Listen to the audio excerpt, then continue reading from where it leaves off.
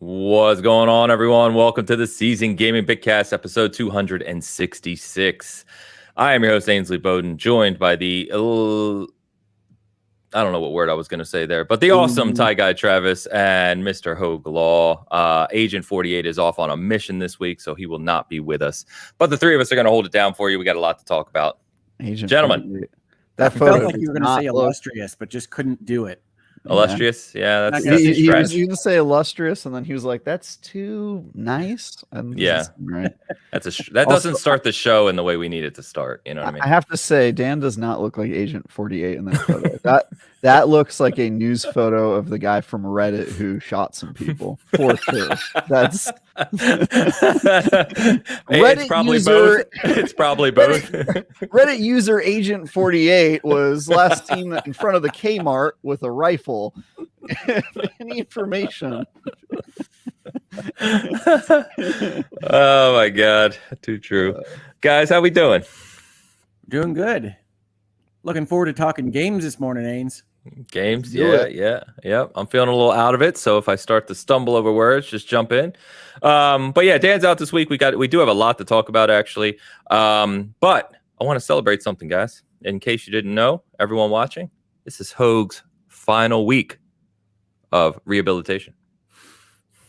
Oh, that is true. I don't think I've publicly talked about that very much. I'm very sorry. In case you didn't want to talk about that, outed you. Not at all. I did. I outed you. I thought it was something to celebrate, so I was happy for you. Yes. Well, we're going to be taking a break from rehabilitation at least. So this is the final week for a while, probably a couple months at least, and that's something exciting to celebrate. Certainly.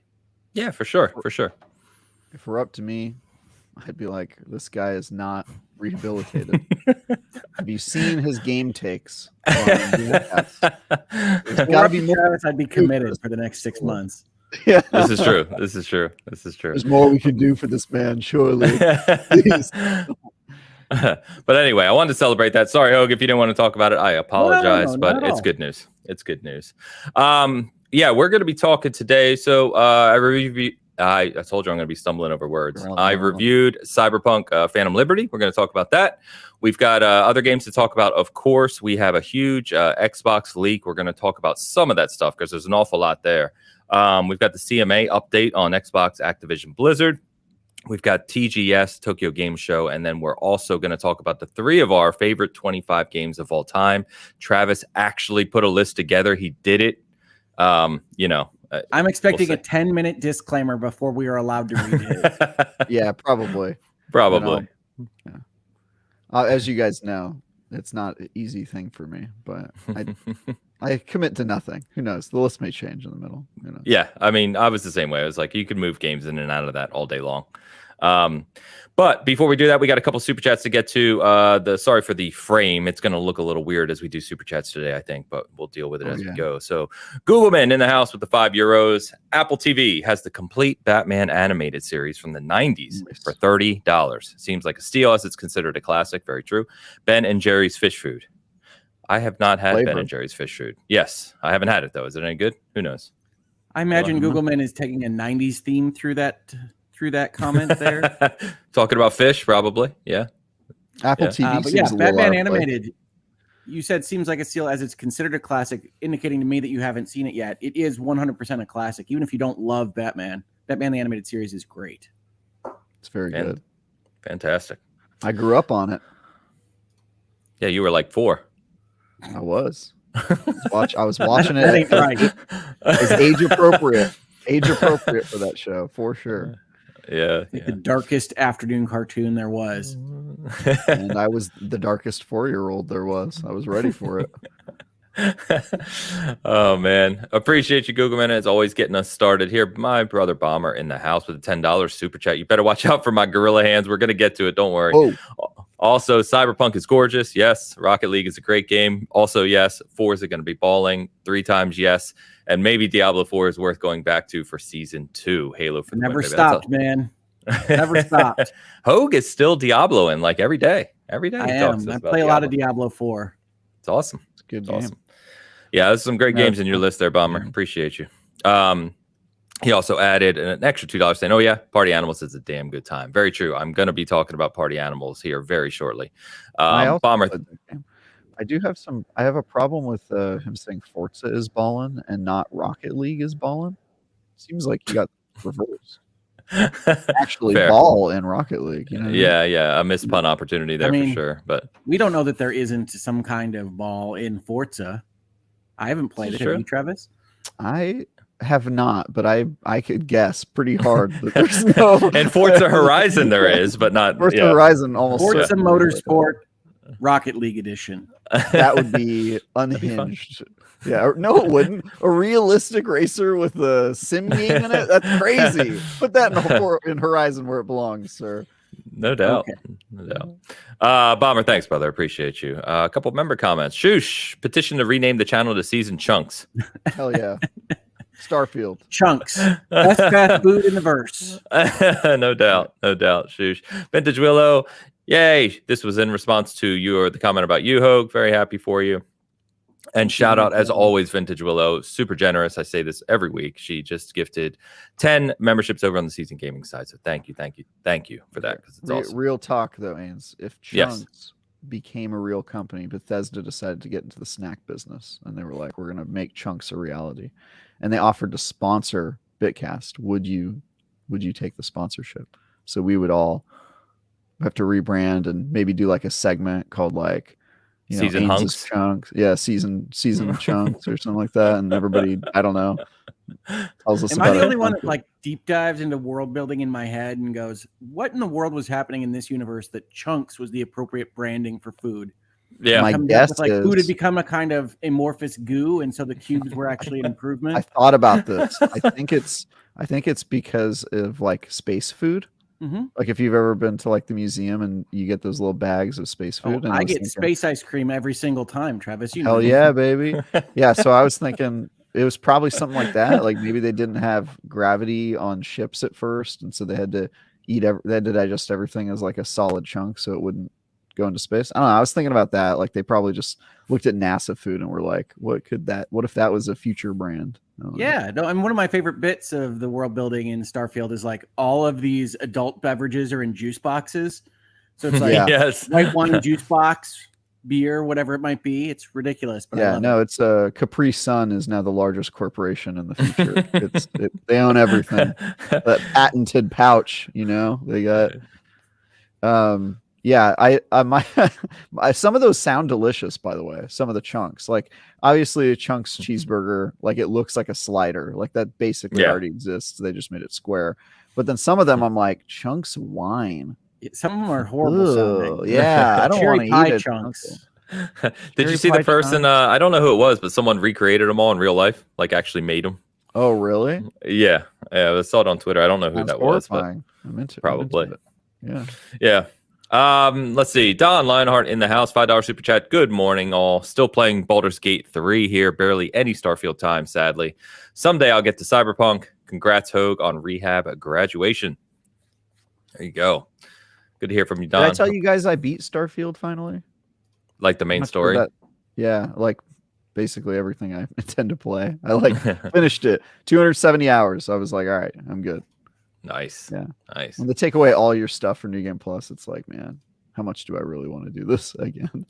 I've seen people raving about the New Game Plus. Obviously, I'm not there, so I don't know exactly. It's set up cool, but they do. I expected them to at least keep like my starship or maybe some of my money, and they took away. It's like you keep your skills and nothing else, right? Something like that. Yeah, your skills. That's it. And then they send you on your way, and you're like, "Damn, I got nothing again. This sucks." So. But it's cool. If I were recommending it to anybody, I think I did it the opposite way. I would just say like, you should beeline the main story, finish it, get to New Game Plus, and then do like your real playthrough where you do all the side stuff and all that. Because otherwise, you sort of are doing a lot of that for.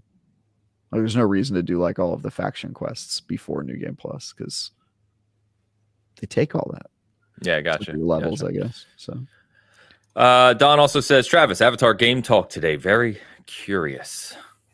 What kind of face is that? The Avatar game looks cool.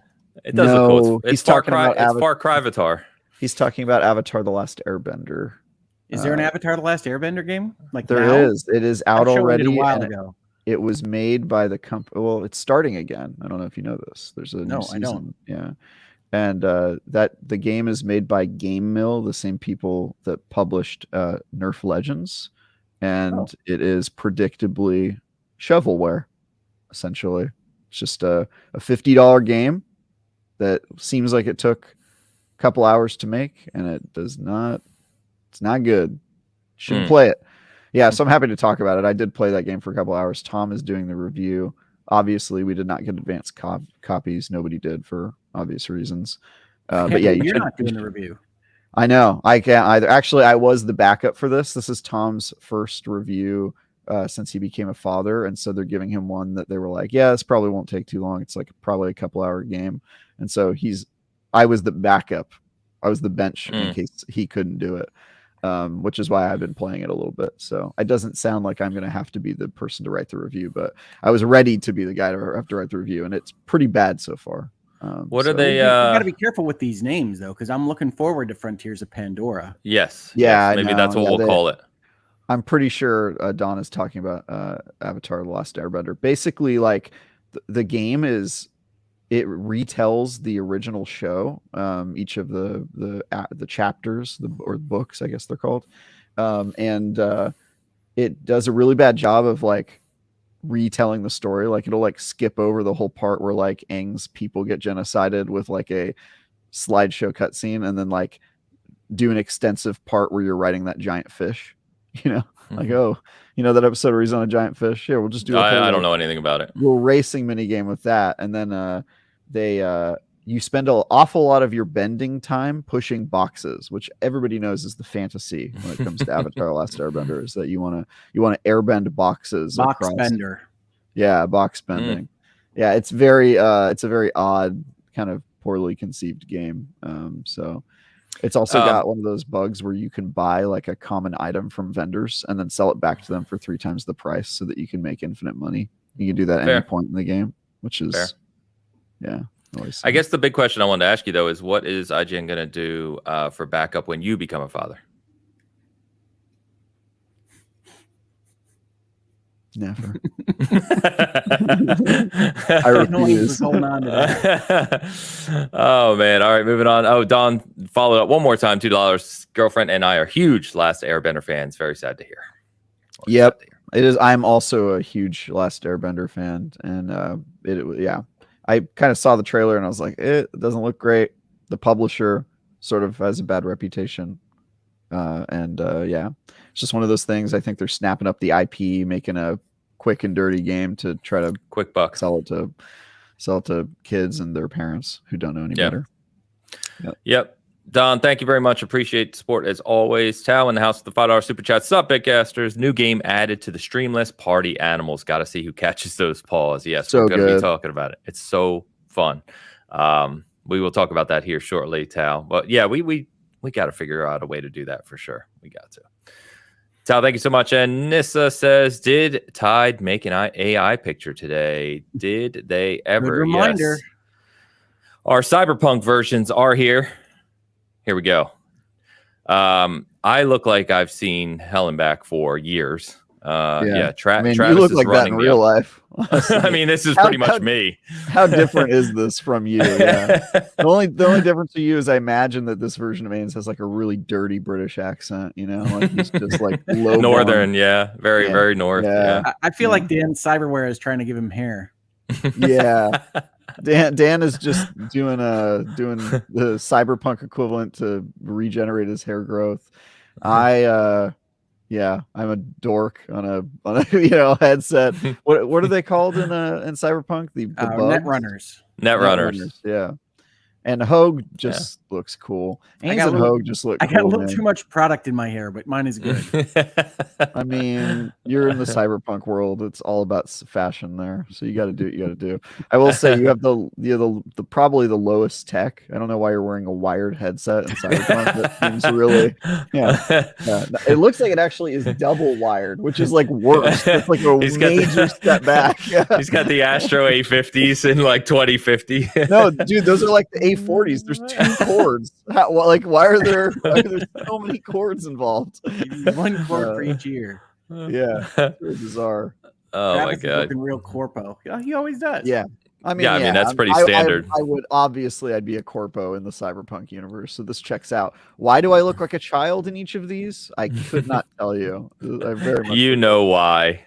You know why. Also, really, in the future, I have to wear seeing eyeglasses. Crazy, because at least they turn Hoegs into like cool. They look like they're maybe holographic. You know, I think I just have reflections of a computer screen in mine. I mean, that's a weird ass computer screen you're looking at. I must say, it's like orange and neon, but I won't judge.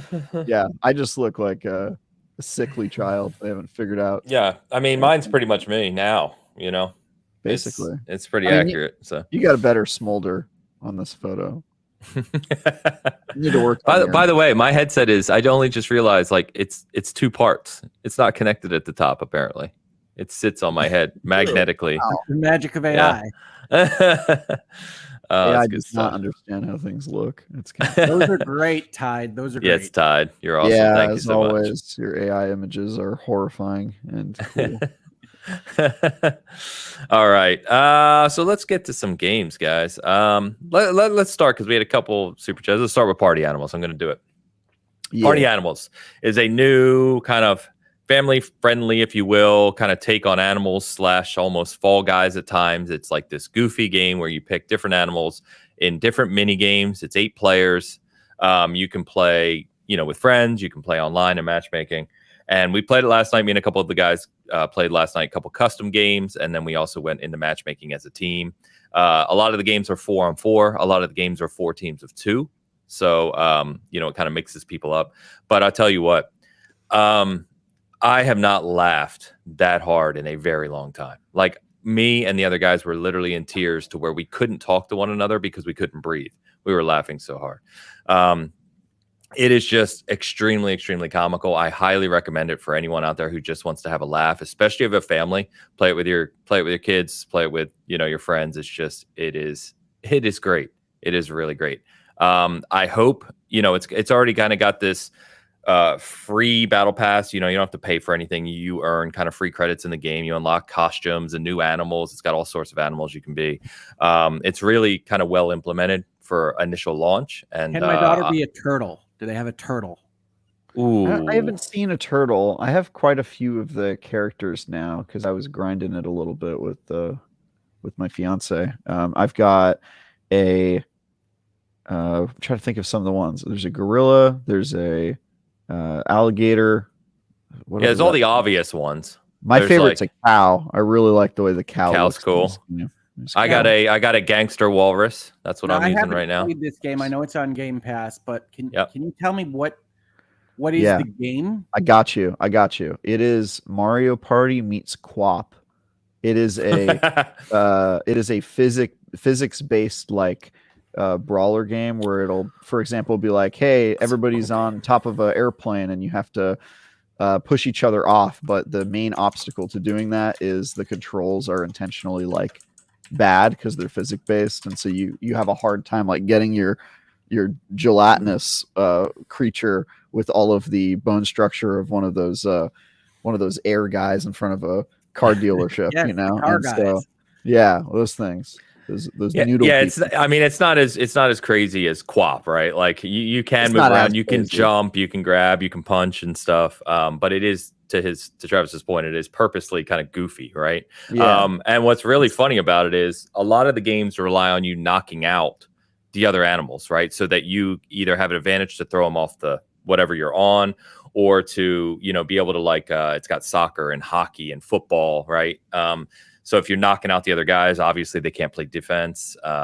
And it's just, it's comical, man. Yeah. And then they have like mini games in there like soccer and hockey and stuff like that, where you have to also use your animals to push people across the field. We did like a football game once.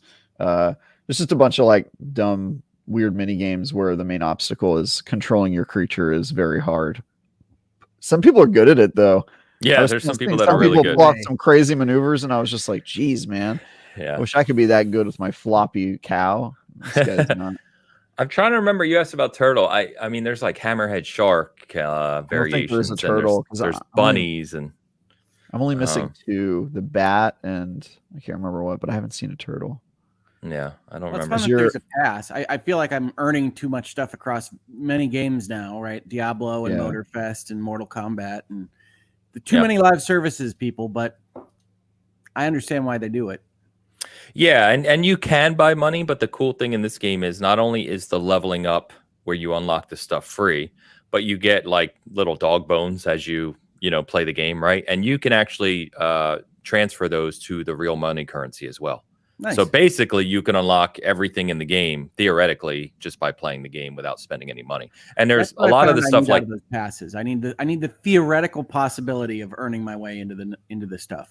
Yeah, it's actually set up pretty well. And we played, I want to say we played at least like 7 to 8 to 9 different mini games last night, different maps and stuff. So it's pretty good for an initial launch. And I obviously think they're going to keep expanding it. So it's pretty cool, man. It's kind of the funniest thing I've seen like that in that vein since Fall Guys. And I didn't expect to laugh that much, honestly. Yeah. Well, good. I do think they need a little bit more variety because a lot of them are just like slap fights. They do to knock people off of stuff. But the levels are pretty fun, and we passed like an entire evening just playing it. And I don't think we saw the same levels multiple times. So there's quite a few little stages. Also, Rob Farley II reports that there is already a request out for a turtle on the forums for party animals. Nice. I'm sure it's coming. I really like turtles. Yeah. Yeah. They're going to add by the way, the animals, I'm sure. Samantha said, I missed the game they're talking about. Party Animals, it's called. It came out this week. It is also on Game Pass. You can just download and play it. It's great. Pampa, my partner in crime who I was playing with last night, he said, Party Animals is not family friendly. The betrayal is real. Yeah, so there's no there is what do you call it? There's no blocking of team damage. So if you go to jump kick an enemy and miss and hit your teammate, you're knocking them out.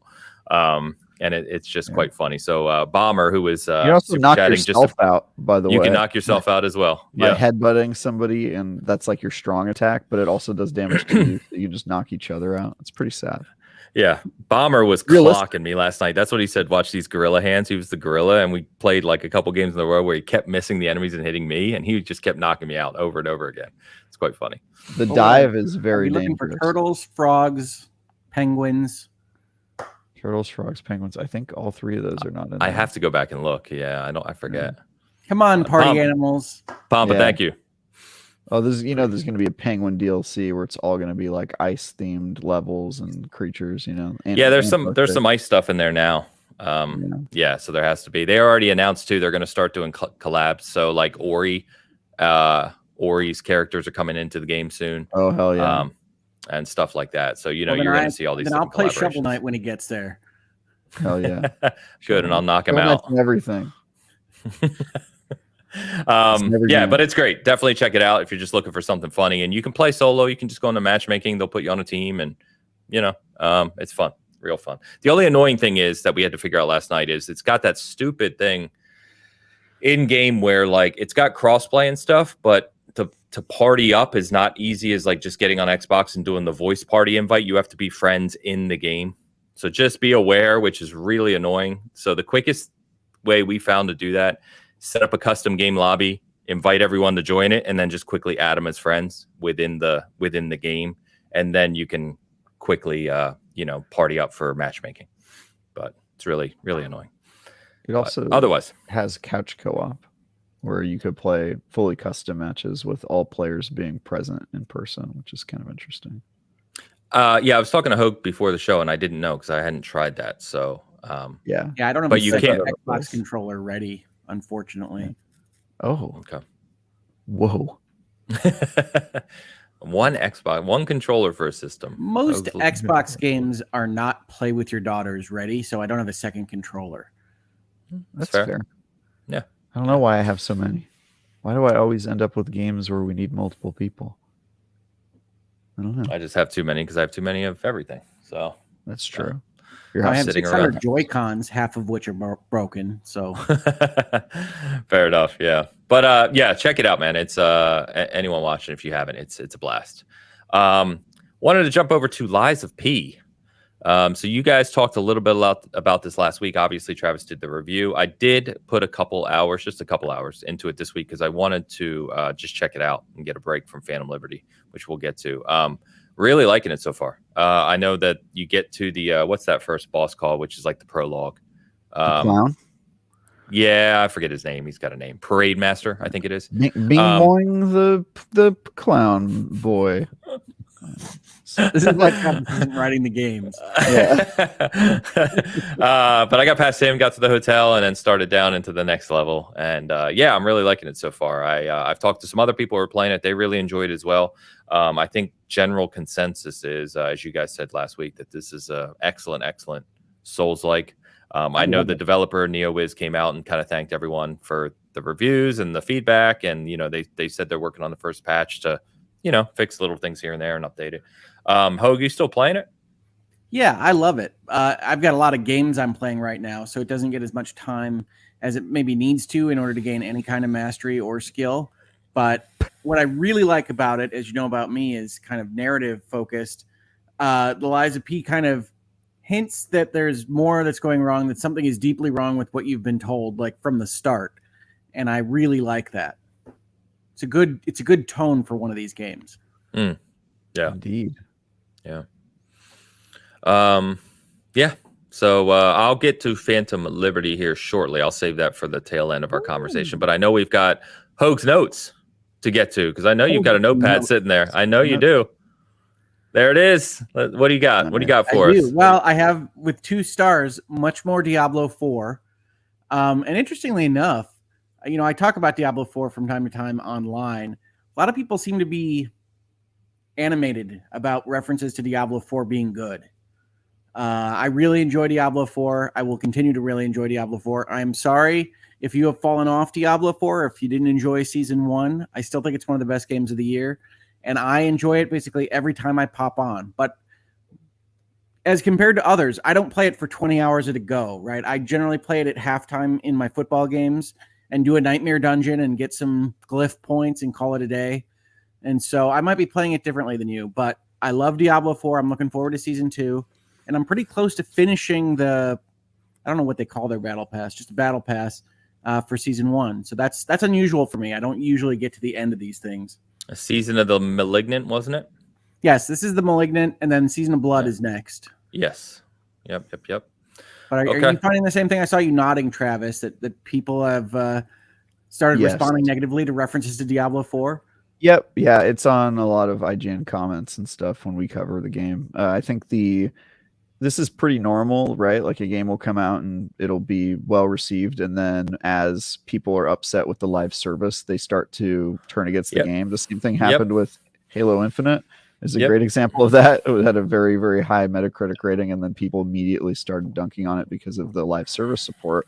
And so I think when that happens, it's more of a sign that maybe the live service model isn't meeting expectations rather than the base game. Because sometimes you'll see the opposite, where like Destiny will come out with an expansion and it'll get absolutely slaughtered. People will be like, this is terrible. And then the live service is good, and then people act like the game was good, even though the base game that came out wasn't. So I really just think it's people they turn on you real quick, or their opinions of you shift very, very quickly and super strongly. And I think it's probably a little bit toxic of a relationship between gamers and the developers. But yeah, it's interesting to me because I'm not usually riding the wave of the live service as it happens. And I've said this to my brother, who plays these a lot more than me.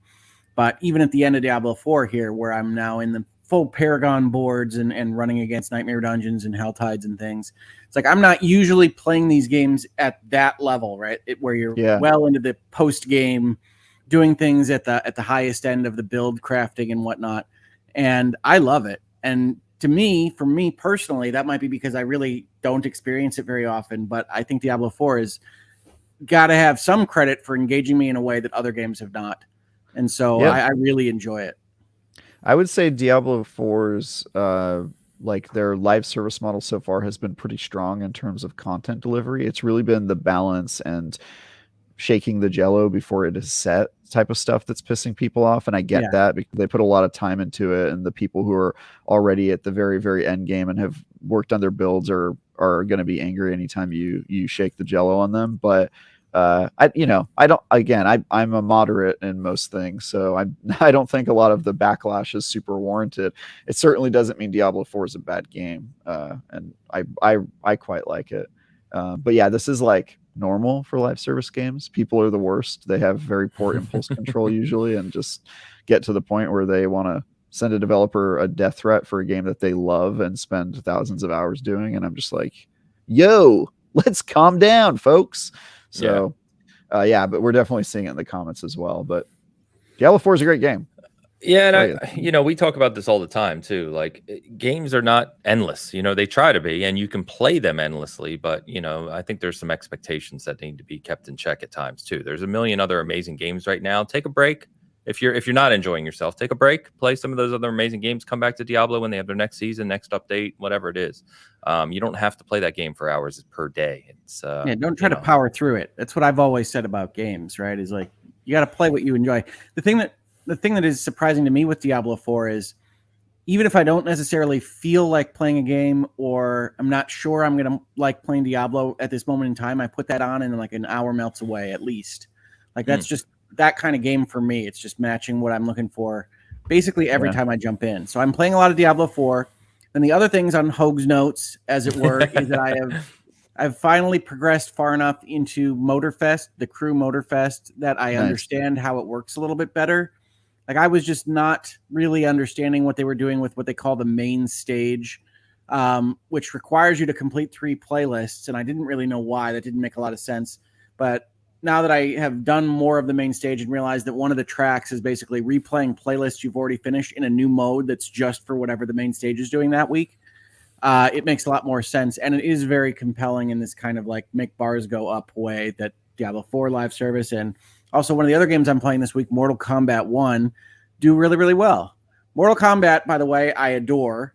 Mortal Kombat continues to be an awesome plot-based fighting game, and I haven't played Mortal Kombat 11 in some time, but it seems to me like the animations are way better than they used to be in Mortal Kombat 1. So I'm really having a good time with it. It really I'm only is about stunning. halfway through the campaign, so don't spoil me. Have you started to understand what I was talking about with Mortal Kombat being wholesome in this game? I mean, I understand kind of Liu Kang's position. It's interesting that the way they've positioned it, you still have to have conflict and evil, right? Or whatever else you're going to deal with. That it's mostly, and I should have anticipated this from the name being Mortal Kombat 1, it's mostly kind of rebuilding the setups that existed before. Yeah. Almost with a kind of Destiny vibe. Like, yeah, you tried to set it up this way, Liu Kang, but it's going to come out this way.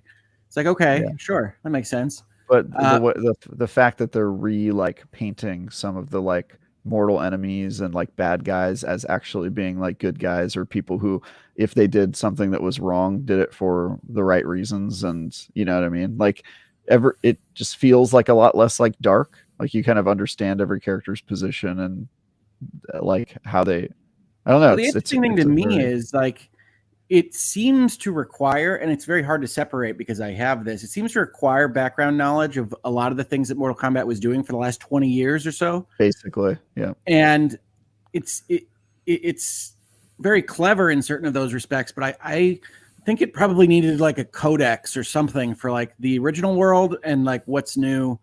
What does it mean that Raiden's a farmer, right? Like what is happening there? All right. We got him his lightning powers. We're going to get this all done. But all this stuff, I think, is interesting and clever, and maybe doesn't get the credit it deserves, because who can remember freaking 11 games of Mortal Kombat? And it's actually more than 11, right? Because they've had all sorts of extra games along the way and crazy lore. Yeah, Mortal Kombat lore is wild. It's all over the place. But no, I'm really enjoying it. It jumps off the screen. It is gorgeous. Yeah. It is super flashy when you got like 2 magic users going at each other. It's really, really good. And I like the invasion setup. I like what they're doing with that, which is essentially kind of just a controlled tower, if you will, with specific kind of bespoke challenges to get you costumes and goodies in the way that the old Crypt would have, or some of the other adventure modes that they had in the various Mortal Kombats. But it's smart. It's set up to support a kind of season pass type mentality. And I just think it's a very, very good game. Very strong. I like it more than Street Fighter, but I lean towards Mortal Kombat anyway. I feel the exact same way. And I'm kind of upset I didn't get back to the story mode yet because I just obviously haven't had time. But I'm really looking forward to getting back into it and playing through it. And if you didn't see the chat on the SG side, Elu, who did our review for it, our fighting game guru, if you will, he said he used the word wholesome in our review. So, which is cool. Nice. Yeah. We did it. Changing hearts and changing minds. Tie guy. There you go. There you go. No, it is wholesome. It is wholesome. I think that's fair. Certainly, the beginning I really liked. It's you're trying to figure out what's going on, and I think it's a good game. And I sound more surprised than I am at that, I guess. But sometimes another Realm game comes out, and they're always going to have high production values in their campaigns and things like that. But I don't like them every time. Like I pretty famously really did not like the second Injustice. Like it was just all over the place. That was one of their least interesting stories. Second Injustice. I don't even remember it. I don't recall loving Mortal Kombat 11. I Chronica and the time stuff. I don't recall loving that plot. I liked it. I liked it better than 10. 10 was my least favorite new. 10's the one where they're fighting the. Yeah, I like 10. That's the one where they're fighting the sorcerer, right? And Johnny Cage's kids and all that are in it. Sure. Okay. Like I said, Mortal Kombat. I really remember. I don't remember. I just remember I didn't play X as much as 9, 10, 11, and now 1 are amazing. It's 10. I call it. 9's the GOAT. 9's the best. I mean, 9 is 1, 2, and 3 put together in fancy modern clothing. So yes, exactly. 9 is the best.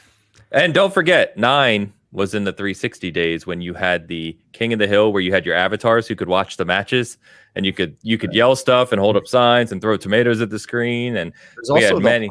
It was the last hard Mortal Kombat game. Getting through that campaign was tough. It was like playing the arcade, where they would beat your butt. It's rough. Hard AI in fighting games, I think, is tough to make fun because it often feels unfair. Feels punishing. Yeah, I agree with you. All right, that's Hoeg's Notes for this week. We're not done with Hoeg's Notes. We're not done with Hoeg's Notes. September 24th, Hoeg's Notes continues. Please go carry on. I also picked up Cyberpunk because the 2.0 update came out, and I am getting ready for Phantom Liberty. I have to say, the 2.0 update is strange and interesting in that it makes you kind of constantly check, wait, that's not how the game used to work, is it? In your head. And it's not. Like it's almost a different model of game in the same world, in the same plot, but a different model of the actual video game that they created, that they put on top of it. I think the 2.0 is probably warranted for that reason alone, Travis. But after playing Starfield, I know some people online have said, Starfield looks bad next to Cyberpunk. I actually feel kind of the opposite. Cyberpunk is noticeably emptier than I remember it feeling as compared to Starfield, with everybody that you can talk to and everything that you can pick up and examine. Cyberpunk has a lot more set dressing that is just set dressing than Starfield, in my experience. And while I am enjoying Cyberpunk, and certainly more than I did when it first came out, but maybe not as much as I thought I would more than when 1.5 came out, which is where it really kind of locked down the console performance. I think I just prefer Starfield as both a game design and a world. Cyberpunk is this dirty, dingy world, and I don't like it as much as Starfield, which is a little bit more hopeful. Oops, all neon. So I can get into it. So I reviewed Phantom Liberty. Review is live on our channel and on the site. I did written and video. So it's kind of weird, right? Because 2.0 and Phantom Liberty came at the same time. So it was kind of, a lot of reviews didn't really discern between the two. I tried a little bit because Phantom Liberty has one set of features and a new story, right, that add to the game. And then 2.0 did this over here. Talking about them from a combination standpoint, I already love Cyberpunk. So I think I was in a different camp than you to begin with, Hoeg. 2.0 and Phantom Liberty just put it over the top for me. I really, really, really love Phantom Liberty. It is a very impressive, not only addition to the game, but the story itself and the missions you do in the story, the voice acting, the motion capture with Idris Elba, and So Mong Chang, I think her name. I'm gonna mess her name up, but who plays Songbird, who's one of the other main characters, is just incredible. Sometimes you get those characters where you get a a Megan Fox, if you will. You get that cameo acting in a game, and you're just like, oh Rock boy, Case City. I don't love Rock Keanu City. in Cyberpunk Prime. Yeah. You what? I don't love Keanu in Cyberpunk Prime. He's not good. I don't think his performance is very good. What's Cyberpunk Prime? He's talking about the not vanilla Phantom campaign. Liberty. Oh, did you and you finished Cyberpunk fully? I did. Oh yeah, see, I disagree entirely. I think Keanu is excellent. There's a curve there. I didn't like him at the start of the game, but by the end, I loved him to death. And he continues in Phantom Liberty, right? He's depending, I think, on some choices and stuff. But he has surprised when they announced that. Yeah, he has new performances, new everything. He's kind of with you, and the integration between your character V and him, and now all these new main characters that you meet, and that story, and just some of the quests are really, really well done. So looking forward to it. Yeah, combined with 2.0, as you said, right? So then you have this new. The thing I like most about 2.0 is the cyberware improvement. So now it feels a lot more like true RPG character building, where you can min max and kind of play around with your stats and how you want your build to be. So the cyberware adjustment combined with the skill redesign is really strong, much stronger than it was at launch. To give them credit there. Those skill trees are a different design philosophy. I mean, I was not expecting that when I got into that screen. I was like, oh, you guys completely changed what these talent trees are. Yep. Not just like what the skills are, but how they operate. Yeah. I was surprised at that too, because I was like, all right, I'm usually intellect and technical, and then I was like, technical? This isn't what my technical skills were supposed to be. This is a totally different skill set. So it's kind of weird. But yeah, I did play a little bit of Cyberpunk 2.0, and I will say the system is a lot better. I like that the game runs even better than the 1.5, which I didn't really start to dig into Cyberpunk really until the 1.5, just because I just didn't click with me the first time I tried it.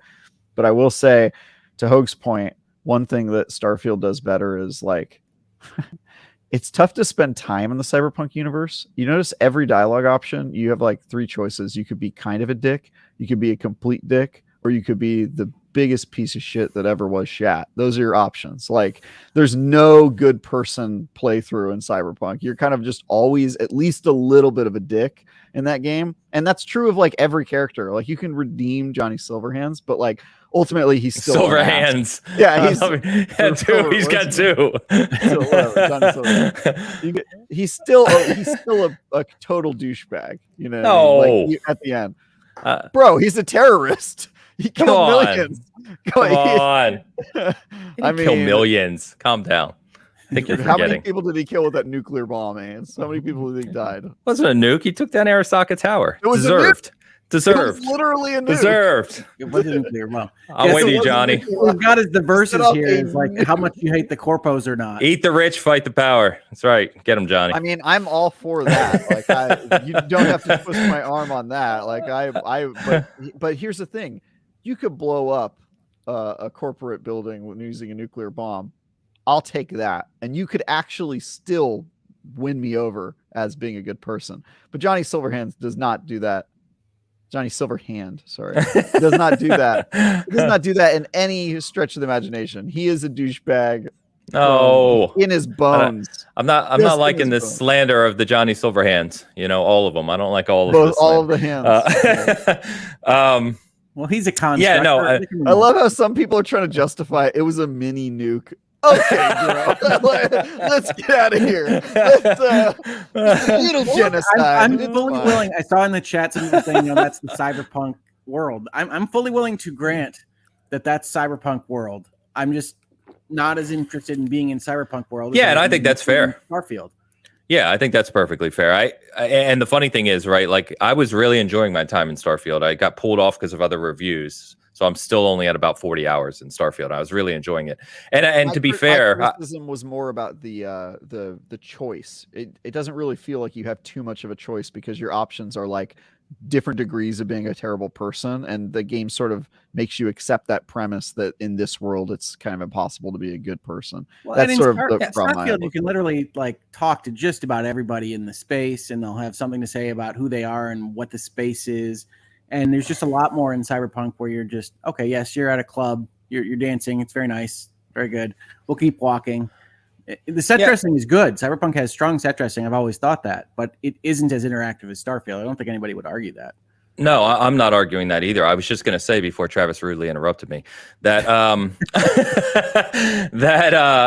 the thing is, I knew this comparison was coming, and I said previously, you can compare them, but they're different games.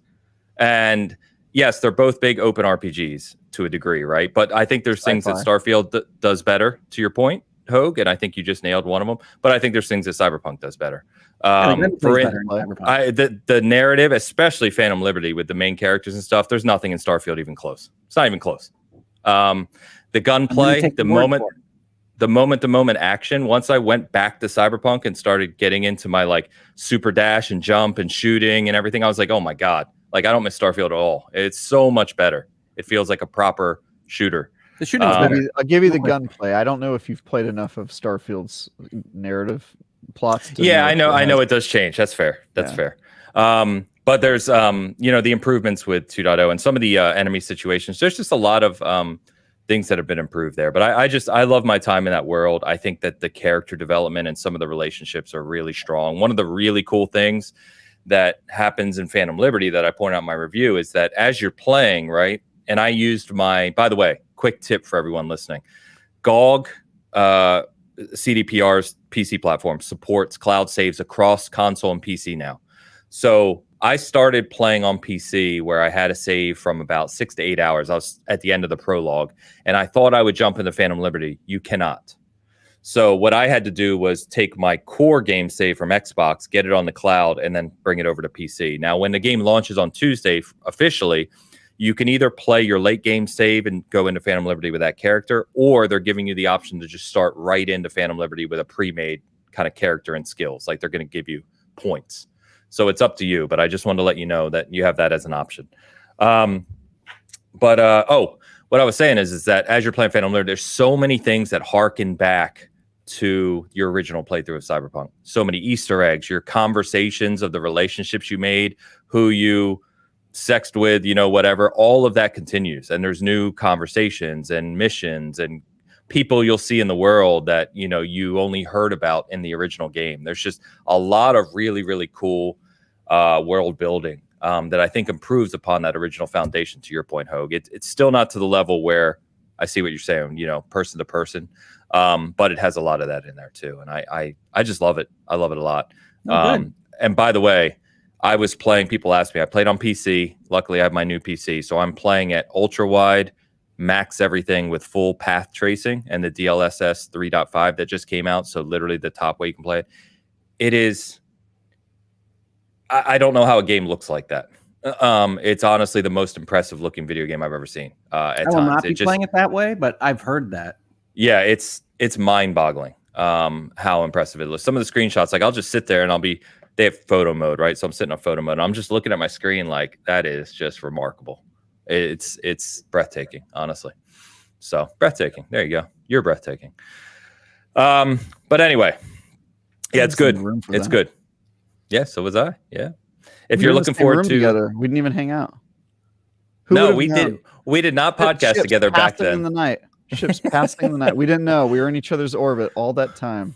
All that time, we didn't know the love that would form. That's true. But if you're hype, let me say this: if you already love Cyberpunk, you are gonna be madly in love with Phantom Liberty and 2.0. If you were on the fence with Cyberpunk, it's definitely a much better experience. I say improved experience. There's a lot there, and the story of Phantom Liberty, I think anyone can enjoy because it's that good. And then if you've never played, obviously goes without saying, now's the time to give it a shot. For me, I want to like it more than I do. Witcher 3 is one of my favorite games ever. And I've come back to Cyberpunk in like multiple attempts now. And I'll keep going with this one. It just is noticeably lessened by how much I've been enjoying Starfield. Yeah, Yeah. And I think they're both. I love Cyberpunk already, and what I've played of Starfield, I'm loving too. I think they're both, worthy of time, right? Well, but I agree with you. of both of them, and I think they're both great games. I think Starfield clicks with me more on certain areas because it is very Bethesda RPG, and I do agree with Hoeg's. Like, a lot of the world is sort of just like there. It feels really weird to be driving around town and then all of a sudden some people just start shooting at you, and you're like, "Whoa, hey, what is going on here in this town?" But yeah, it's like, it's just I get that they're doing like the Witcher formula, but it just feels different if you're in a fantasy world and there's like a couple tents of bandits, coming after you with crossbows versus like I'm in the street and there's just like a gang shooting at me as I drive by, and I'm like, what's going on here? Why is this happening all the time? But yeah, I did finally beat Cyberpunk. I think I told you guys this. I beat Cyberpunk after the 1.5 version, and you've now like seen the ending, but I actually restarted from scratch for the 2.0 just because I figured, if I find a couple spare hours to get through it, I would like to get to Phantom Liberty. Do you have to get all the way through the story for Phantom Liberty? I assume it takes place after. I don't know, because it definitely won't start after the prologue. So I finished the whole prologue thinking that was it, and I could start it, and it wouldn't let me. It just says, like, on the Phantom Liberty menu, basically, in your new quest log, it says you have to wrap up things in Night City to some degree. So it may be alluding to the fact that you do need to go through the story. It could be the Act 2 break, though. Like, that's when the game opens. It could. So I don't know, because I was on a time crunch, obviously, with the embargo. So as soon as I finished the prologue and I couldn't start it, I was like, crap, I got to figure out a different way. So that's when I pulled over my end game save, and I just started from there. So I don't know, honestly. My plan had been to get to Act 2 because I figured that's where it would be, but we'll see. Yeah, I hope you guys enjoy it. It's funny about Witcher 3 because I know obviously CDPR, and we talk about it. Witcher 3 is one of my favorite games of all time. I'd have to take a step back now and look at them holistically to see, with 2.0, with Phantom Liberty, and this kind of end game Cyberpunk, if the game is up there with Witcher 3 for me or not. I don't really know. What I will say is that in my review, I call Phantom Liberty Cyberpunk's blood and wine moment. The level of expansion, the level of addition is very reminiscent of what CDPR did with Blood and Wine for Witcher 3. And I think it's just excellent. So, yes, sir. Well, I'm excited about it. I have it on pre-order. I'm looking forward to Phantom Liberty. That's why I'm playing 2.0. So, yeah, I jumped back into that. The last bits of my notepad here are that the Switch... This is the whole show. Hoeg's notes. It's the run of show. The Switch is having a sale for the Tokyo Game Show, and so I picked up like a handful of JRPGs and other things that I had skipped, basically because they weren't the highest level of my interest. So I'm playing like the Star Ocean remaster. I got Octopath Traveler 2 on the Switch. I had gotten it on the PlayStation before. So I'm enjoying those. I love JRPGs. Obviously, I'm continuing to play Batten Kaitos, which a number of people asked me about. I think that's a Switch exclusive. And then I also picked up Pokemon Scarlet. We had that, but I started playing it because we got the DLC, like the Secret of Area Zero. And so I'm going through that a little bit. I never hate the Pokemon as much as the internet does, but I'm playing Pokemon Scarlet as well. That's awesome, Hoeg. I didn't want to skip over. No, that's it. Ludwig says you need to do the Voodoo Boys quest before you can start Phantom Liberty. So I think you're right, Hoeg. That would be Act 2, right? Where that would be very happens. Early in Act 2. Not too far. Yeah. So there you go, for anyone wondering. But like I said, according to the press release, they're going to give you the option to start Phantom Liberty directly if you don't want to kind of play through again or use your end game save or whatever. So, all right. Thank you guys in the chat, by the way. Travis, we've talked about a bunch of games, but anything else you want to chat on? Anything new, different you've been playing? Yeah. I've been playing more Mortal Kombat 1. I started Immortals of Avium, which seems good so far. I don't think the writing's that strong, but I've heard good things about that game, but it's a shame what happened, obviously. Yeah, what happened? I rember seeing half their studio got let go last week. That's right. Yeah. Because it didn't meet expectations. Yeah. There you go. Yeah, I bought it. I'm doing my part. I played the beta for First Descendant. Okay. Yeah. Maybe you guys saw that one, but it seems okay. I think it's going for like a Destiny type vibe, which it's another one of those. But I will say it felt significantly it felt pretty good in the gameplay department. So we'll see how that goes. I'll follow up on that one. Payday 3, my review for that is out. In case you didn't, I think I had a review in progress last time we talked, and so the full review went up on Monday or Tuesday, or something like did that. I see an apology for server infrastructure or something about that game? Yeah. So if you're not familiar with the Payday franchise, they have always had really, really bad technical issues, and sometimes it takes them like more than a year to fix it on certain platforms. And as soon as this game launched, I was like, "Yep, seems like they're doing that again." So you can play the game, but like, there's bugs. The menu is like super unresponsive, which can be frustrating. Sometimes you'll have issues with matchmaking or won't be able to get online, and it is an online game. And so Payday 2 had a lot of the same issues, and it took them like 18 months to fix it on some of the platforms. And like this, so far, people are pretty pissed at it because they want to play the game, and it doesn't work all that well. So even though I love Payday and I want it, in my heart of hearts, I want it to be a 10 of 10 game because robbing banks is just awesome. I gave it a 7 out of 10, which means good, not great. And a lot of the reason for that really had to do with the lack of content. There's only 8 heists right now. And the fact that it just is rife with technical issues. And, there's a good game in there, but you have to deal with the technical challenges that are pretty much always present. So I know that Alex was talking about playing with you because I know you guys got some games in together, and his kind of write up and what he said about was exact same thing you're saying. Basically, there's a lot of fun there to be had if you're in there with friends in the heist, but there's a lot of stuff you have to work around to have that fun, basically. Yeah, that's basically exactly it. Alex was fun to play with. I mean, when you get 4 people, yourself and 3 others in a group, and you're all communicating and talking about builds and trying to do like a stealth run at the bank where none of you guys get caught and you never have to even fire a single shot. It gets really intense. You're doing like call outs, and it's just like, that's the ultimate bank heist fantasy. Who doesn't want to roll with their boys and steal a whole bunch of loot and shoot at the cops if necessary. It's just a fun game. I'd rather drop a nuke on Arasaka Tower, but I get the point you're making. Yeah. Look, it takes all types of criminals. It's really just do you prefer war crimes or felonies? I'll just sit over here twiddling my thumbs. Hoeg's not commenting on this part of the show because you're a goddamn cop, you lawyer. God, I'm an officer of the legal system. This guy chooses Charmander as his starter Pokemon for sure. You cop. I don't know how those relate, but I do believe it. Oh my god. Pokemon fans know. Every Pokemon fan knows if you choose Charmander, like, I don't trust you, bro. I have to go down and see what they were. It was Charmander. And I picked Piplup at some point. Oh my god. Oh man, anything else? No, that's it. That's the whole post-it. We got through it. By the way, I want to mention that also I am playing Resident Evil 4. The new expansion, the Ada Wong one.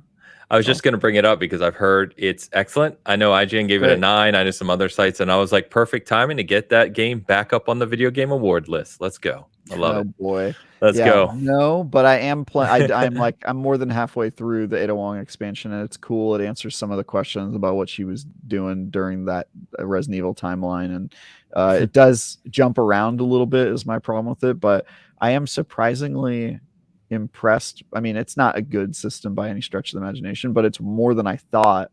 The stealth combat, like Ada is a sneakier person, so you can get through entire sections without triggering the alarm. And I don't even know if that was possible in base Resident Evil 4 game, but it certainly didn't feel like it. They don't really add a ton of mechanics around it. Like you can't like throw bottles or whistle or do any of that stuff, but you can sneak around and like get through sections without setting off the alarm, which I thought was pretty cool. So. Okay. Awesome. All right. Before we jump to our main topics here, let's get Sid is here from India with the 4,000 rupees. This question: does it feel like games have started to include time inflating mechanics to their games as more companies start using playtime as their metric of success? I felt this a bit in Starfield, intentional delays in the menu, which I modded out, and the type of grind in Diablo 4. And sorry, Travis, this is really kind of put you impossible to see here, but I don't know. Personally, I don't really know how to comment on this. I think there's obviously some games where keeping the carrot on the string in front of the player to keep you playing is part of that dynamic and part of a game that's designed that way. I usually think of time inflation as subscription MMOs, right? Like they need to get you to the next month's subscription. This is why Netflix separates their seasons into like part 1 and part 2. But I think it's kind of conflating 2 points here, because I think what is also being talked about with respect to like Diablo 4 live services and battle passes is just player engagement. So all these games can add these kinds of things. And to the extent that the metric of success is engagement, playtime, that's just based on the notion that if you're in the game, if you're thinking about the game, you're more likely to ultimately one day spend some money on some diamonds, jewels, stars, or whatever else we're selling to you to get horse armor or whatever it is. I certainly don't think Starfield is bigger because they wanted to delay anything or to inflate any time. And to the extent the menu isn't fast enough, that's just technical, I would say, more than anything else. I think it might actually be flavor, because he's talking about the intentional delays to the menu where things pop up and it makes it a little slower, but I think it's on purpose. The menu changes are for like the world aesthetic of like you open it up and then the menu's like doing interesting kind of movements.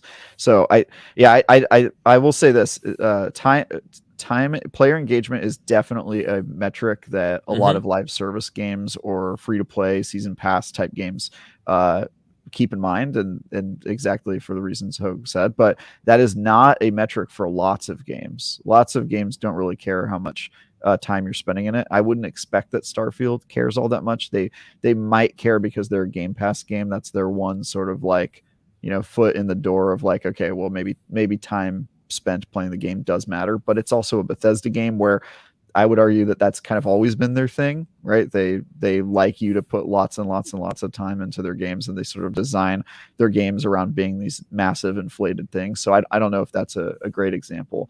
But there are certainly some practices in the industry that are about manipulating the way you spend time that are bad. One of the ones I would argue is like probably one of the worst ones is the way Ubisoft does XP in like their Assassin's Creed games, for example, where they will sell you a download or a DLC that will double the amount of XP you get. And then if you pay for that, it feels like the game is balanced better. And if you don't pay for it, it feels like the game is really poorly balanced in terms of how long it takes you to level up and get to new areas. And that, I think, sometimes encourages bad game design when you're trying to keep people inside the game for as long as possible, and then you intentionally sort of like put a damper on how fun it feels for the player to like level up at regular intervals and that sort of stuff because you're inflating it. And I think there is definitely an important conversation in there. Where is that line between keeping players in your game and actually doing things that make the game more boring so that people will spend money to speed up the leveling or whatever the heck. And so, it's an interesting conversation. I don't think Starfield's a good example for it, but there's lots of other examples we could talk about, and the way that they design it is a little sus. Can be a little questionable. Yeah, I think that's well said, Travis. Wow, it's a nice way to hear that from Hoeg. I think that's well said. He followed up, Sid, and he said, for Diablo, I'm talking about the affix re-rolls on gear and the way it's done. Starfield has intentional delay in menu navigation, which Rob Frawley commented on too. He said, the issue I have with Starfield menu isn't animations, it's the time during and immediately after those where the input is disabled. So the animations are fine, but locking out input is bad. Yeah, you won't get any argument from me about Starfield's tragically bad user experience and UI. I think it's very, very. To me, it just annoys the crap out of me. So it's one of the game's shortcomings, I think, for sure. Yeah, and he said, "What about Game Pass metric?" I think that's what Travis commented on as well, Sid. Around time played. It is a metric where they measure Game Pass success, right? That's definitely a metric. And if you could point to me to a game that Microsoft has made that very clearly stretches the time played for that, I will accept your argument, because I do think that there is a little bit they have sort of, they're incentivized to keep people playing those Game Pass games longer. But I just don't think Starfield's a good example, just because they've always sort of been the type of game that they are. I don't see anything in Starfield and go, oh well, they clearly changed their normal game design to make it play longer. And I think there's better examples you could point to where you're like, yeah, like Destiny is the one I go back to because I know the most about it, but like they literally changed some of the way that their game works and the grind works because they care about player engagement so much, and they're clearly trying to keep people in the game. And I think a lot of that time it works against the player's interest, which I'm not a fan of because I'm a player. Yeah. Yep. I'm a player. No cap, and I'm a player. We have all the commentary here. I didn't mean it that way, but I will take it. I'm a player. Sid, thank you very much for the generous super chat. Appreciate you. All right. Let's jump over then to our main topics. By the way, we've got nearly 300 hanging out with us. If you're enjoying it, share this out. Let people know. We appreciate it. So Hoeg, this is your topic. It's the first news, actual real news we've had on it in quite some time. But this week, the CMA provisionally approved Xbox's acquisition of ABK due to the cloud rights for 15-year, I believe, agreement being sold over to Ubisoft. It's perpetual, but it's the next 15 years of IP. Of IP, thank you. Okay, and then the CMA consultation is supposed to run through October 6th with Microsoft coming out, I believe. I checked this morning, saying they plan to hopefully close by October 18th. That's when their extension goes to. Okay. All right. So hit us. What we got here? Yeah. So, I mean, it was big news in the acquisition. The CMA decided, as they basically had to, that if Xbox isn't taking the cloud rights to the Activision properties, that we can't get mad about Xbox having a monopoly in cloud providing services. So Xbox arranging to have all the cloud rights go to Ubisoft did solve the CMA's problem, which reasonable minds can differ on the legitimacy of. But the CMA is a big statutory process, and I'm an American lawyer. I'm not a United Kingdom lawyer. I can't speak to some of the specifics there. They have statutory requirements to kind of come to a final decision. It's a provisional decision this week. And once that happens, then Xbox will have approval from the UK and not being blocked anywhere else. You would assume the deal will go through on a very short-term basis. And yes, it would likely be before that October 18th date where the current merger agreement terminates. Because if they have to go past that date, they have to get another amendment from Activision. And while I don't think that would cost them much, you don't want to do it if you don't have to. So for people that want the deal to close, just want the news to be done, it's a good day. It's basically over, give or take. Okay. Nice. All right. I'm happy for it to be over. Regardless of what you think of market consolidation, like I think this was always going to happen, and the fight was it was super interesting, and I like it when things get ugly and you get to learn a little bit about the companies involved, which we learned a whole lot about the companies involved in this process. I think everybody's ready to move on. Yeah, let's move on. Yeah, for sure. People asked me about doing a video on this, and it's like, even if I did a video on the CMA, it wouldn't be until their final opinion comes out, not their provisional.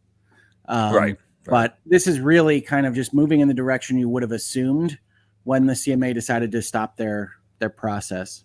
So I definitely think the cloud thing is sort of BS, and Microsoft called their bluff because they know that that's not really that big of a deal, right? But what does it mean to not have the streaming rights to Activision? It means that like if Activision makes a new Call of Duty game next year, that only Ubisoft can provide a cloud version of that game, or what does that mean? Well, that the cloud version of that game would be published by Ubisoft. Would they publish it on Game Pass through xCloud? I don't know. Would they just put it on Ubisoft Plus? What is theirs called? I don't know. It is Ubisoft Plus. Yep. You can usually guess that it's Plus, but didn't remember. So yeah, they have the rights, right? So like when you create a piece of intellectual property, you have the right to control distribution, the right to control copies, and you can divide that however you like. So it's like when they make a Call of Duty game at Microsoft, then they have automatically licensed out the right to put it in the cloud to Ubisoft, exclusive to Ubisoft. They can't do it themselves. Okay. Yeah, that sounds like a very simple concession. Well, it's a silly one, right? It's one that Microsoft didn't want to start with because it doesn't make a ton of sense, and every other regulator didn't require it. But Ubisoft's happy to pick it up. Yeah, for sure. Is that only in the UK? In the UK, Ubisoft is publishing it, and Xbox can publish it everywhere else, or are they giving up the cloud streaming rights everywhere? No, I'd have to look at the press release again, but I believe it's everywhere. I believe it's cloud everywhere as streaming well. rights in their entirety, right? Because the UK wouldn't necessarily be convinced on the theory of what they put forth in their theory of harms if Xbox has those rights anywhere, right? Because the UK is looking at this as if there's a monopoly in supply globally, that will affect UK citizens. So they didn't want Microsoft to have the cloud rights, period. Does that make a ton of sense? I don't think it does, but that's what they asked for. It's a dumb argument, but it's one that I think Xbox is smartly saying, well, it's not really worth collapsing the whole deal over. So that's right. But, yeah. Yep. And you said it lasts for 15 years or indefinite? It covers the next 15 years of Activision created property, and it's a perpetual license. Ubisoft will have those rights forever. Got it. Yeah. Which is kind of interesting given some of the stuff we're going to talk about here shortly. But yeah, I think nice to see that that's coming to a close finally. I mean, for me, I don't know about you guys. I see October 6th, I see October 18th, and in my head, I'm thinking, oh, it's a little ways away yet. It's 2 weeks away. I keep forgetting we're at the end of September. So it's not far. Thank you. I appreciate the clarity as always. So the big kind of thing in line with this week, which was kind of wild actually, was the leaks of all these Xbox internal documents, man. There is an awful lot to go through here. I figured we'd cover some of the key points because I know everyone's been talking about it, but I wanted to touch on the hardware, at least some of the games, and kind of Xbox strategy. So I don't know about you guys, but this was pretty fascinating as well, in my opinion, as I was looking through all this stuff. So let me get these added. So I want to be able to put some of this stuff on the screen, which I forgot to upload. I'm uploading those now. So we'll start with the couple major leaks. So next year is supposedly going to be a refresh Series X from Xbox. The code name was Brooklyn. It is going to be an all digital Series X with 2 terabyte hard drive or SSD, a USB-C front port, and a new controller, which is codenamed Sabile. I don't know if that matters.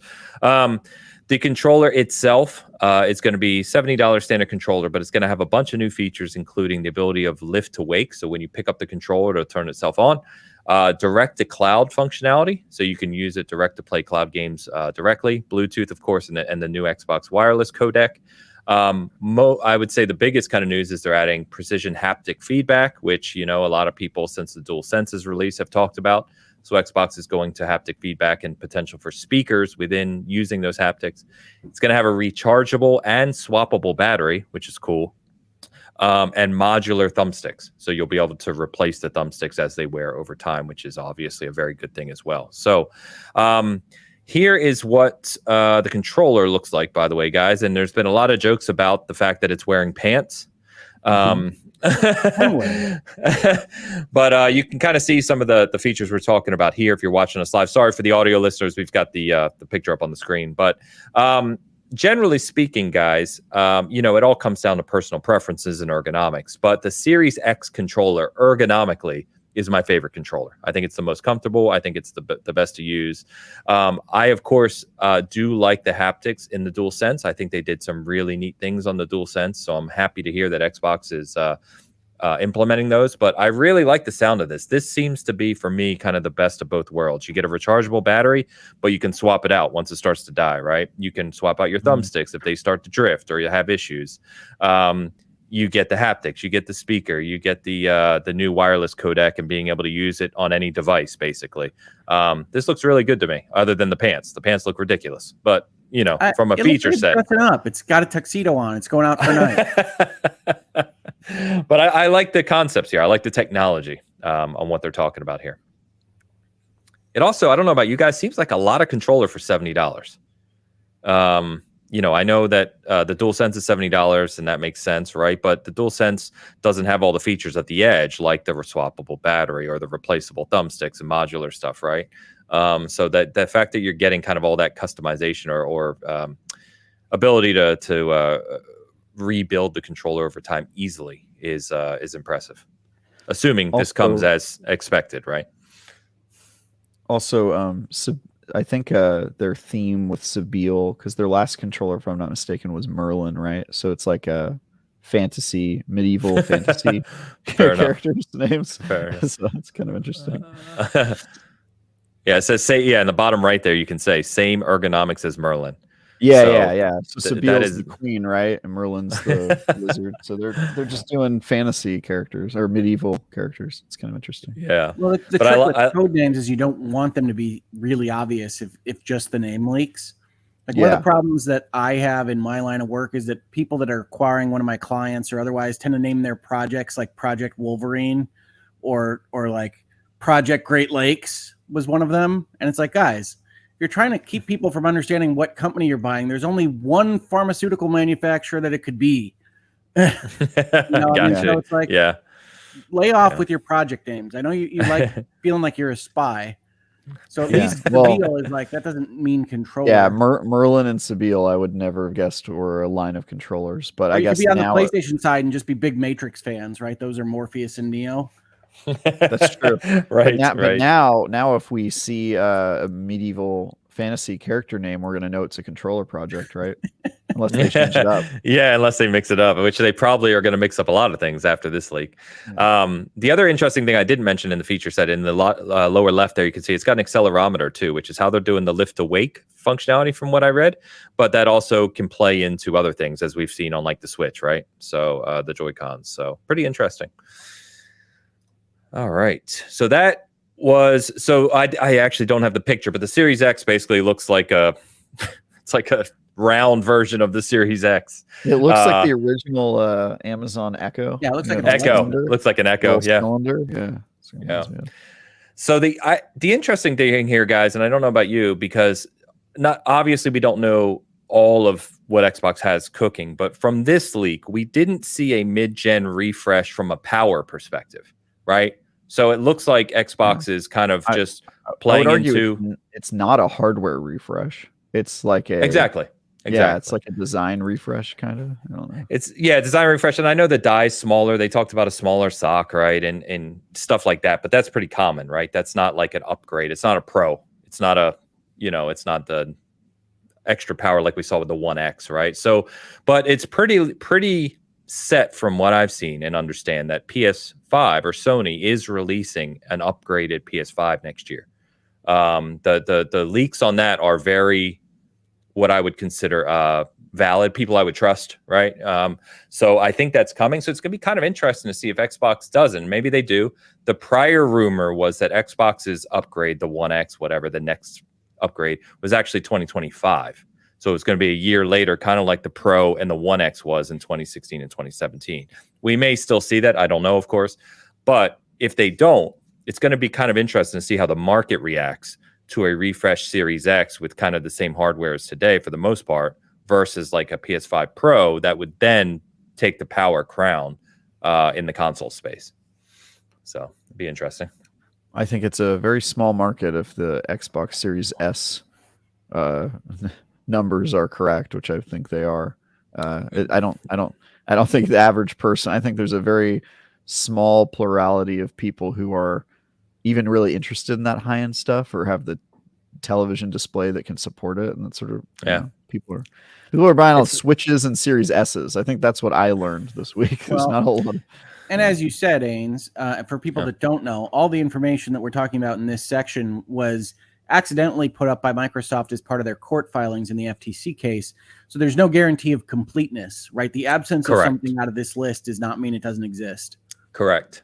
And all of this is from 2022, right? So yeah, I think it's good for people to see how long the runway is for planning major mass consumer products. But what people will also see probably when these things come out is that this stuff, these specs, a lot of these might be just wish list items, and that they might not appear when the actual product makes it to market. Correct. Or they might appear in a very different way. Yep. Absolutely. It's all subject to change. And it's funny you talk about runway, because that's where I was going next, Hoeg. So I think I mentioned when in June, I talked to Jason Ronald, who is the director of hardware at Xbox. Super nice guy. Seriously, super genuine. And, obviously he's not telling us what they're doing, right? But he was stressing the fact of like the runway, to your point, of these things is extremely long. And if you read through some of these documents, you can see the fact that they are 8 and 10 years out in terms of signing contracts and planning hardware and things like that. So here's the roadmap that leaked, right? And basically, I'm not going to get into all the details here, but basically, as you can see, right, today, which was early 2022 when these documents were kind of put up, is here's how they're kind of focusing on, if you look at the bottom line in particular, in Silicon, right, their hardware, they're talking about, if you read the documents, about having to sign with AMD in 2024 to be prepared for launch by almost 2029, right? So they're talking about contract negotiations 5 years in advance. And one of the things that I think is very interesting when you look at roadmaps like this in the console space is one of the things Jason kind of laughed about when people ask him, he said, is like, if PlayStation releases a Pro, are you guys going to respond? And he's like, we don't respond. He's like, this is years and years in advance planning, right? Sometimes those things line up between the companies and sometimes they don't, you know? That's why you need those Ryujin agents out there taking data, right? That's right. That's right. Corporate espionage. You got to do it, man. Those are my favorite quests so far, anyway. So anyway, yeah, it is kind of interesting. The other thing that they really spoke about, right, is the next gen would start in their mind as of now, or as of last year, in 2028, and it would be a hybrid cloud and console approach. So as soon as people heard this, they're like, oh, God, here goes Xbox with the cloud again. But I think what's really interesting, if you went into the details, was there's a focus on AI and machine learning. That should be pretty obvious to anyone right about now. But if you look at this, don't panic, right, if you like your console, because even Xbox, if you look at this projection through 2030, so 7 years from now, they still see console being their biggest market. Even in 7 years, a decade from now, basically. So the interesting thing here, for me anyway, which I don't even know if I agree with, but I guess obviously they would know better than me, is I would expect the PC slice there to be larger, but they see as cloud first gamers starting to take over that PC market by the end of the decade, which I think is pretty interesting. One thing that's interesting to note is that bottom piece also says multi-device gamers, right? So yep. I would probably be a multi-device gamer insofar as I use Game Pass on both my Xbox and my PC. That's probably fair, yeah. I never think of myself as terribly PC oriented. I'm certainly not PC first. So it's collecting things that are that's true. Very not true. just Xbox. I mean, are we meant to interpret the lines as pieces of a pie, or is cloud supposed to be significantly higher than the other two?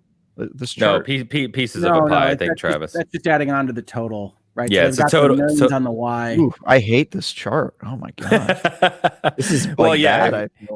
This is Game Pass subscribers, right? So if you look at the left, that was kind of the point. They're hoping to hit around 40 million-ish this year, right, or fiscal year 2023, whereas they're hoping to hit up above 100 million Game Pass subscribers by 2030. Yeah, I mean, okay. Game Pass sticks don't exist now, right? I mean, give or take. Yeah, they don't. Yeah. Yeah, but that's one of the other hardware pieces that was talked about, right? Yeah. Yep. So they definitely have a plan. I definitely. It's funny because there was a lot of speculation during the whole court proceedings of like, oh well, what did the CMA see that we don't know that made them worried of like, or what did the FTC see that made them worried there's going to be a monopoly? And now having seen it all, I'm like, yeah, there's no monopoly. There's no grand plan that's like super scary that's going to make them just have something that nobody else can possess. So I don't know. It's I guess that's comforting. No monopoly coming, guys. Yeah, so I thought that was interesting. So yeah, they talk very clearly about all three markets, console, PC, cloud, kind of working together and being holistic, right, in their approach, which makes sense long term anyway, and leveraging the new hardware that comes into that. I'm not going to get into the weeds on this podcast, but if you go through the documents, there's some interesting commentary around how they're going to leverage cloud, right, and the technology in cloud that is being leveraged across all of Microsoft. So Nadella's vision is that you have four pillars all aligning together, and you can use that technology across divisions, one of which would be Xbox, right, in gaming. So it's kind of if you're a tech nerd like me and work in the space, it was very interesting to read through. But yeah, I wouldn't panic, I guess, is the easy thing to say. If you're a console gamer, you like playing on your Series X and PS5 and Switch, they're not going anywhere anytime soon. You're going to be okay.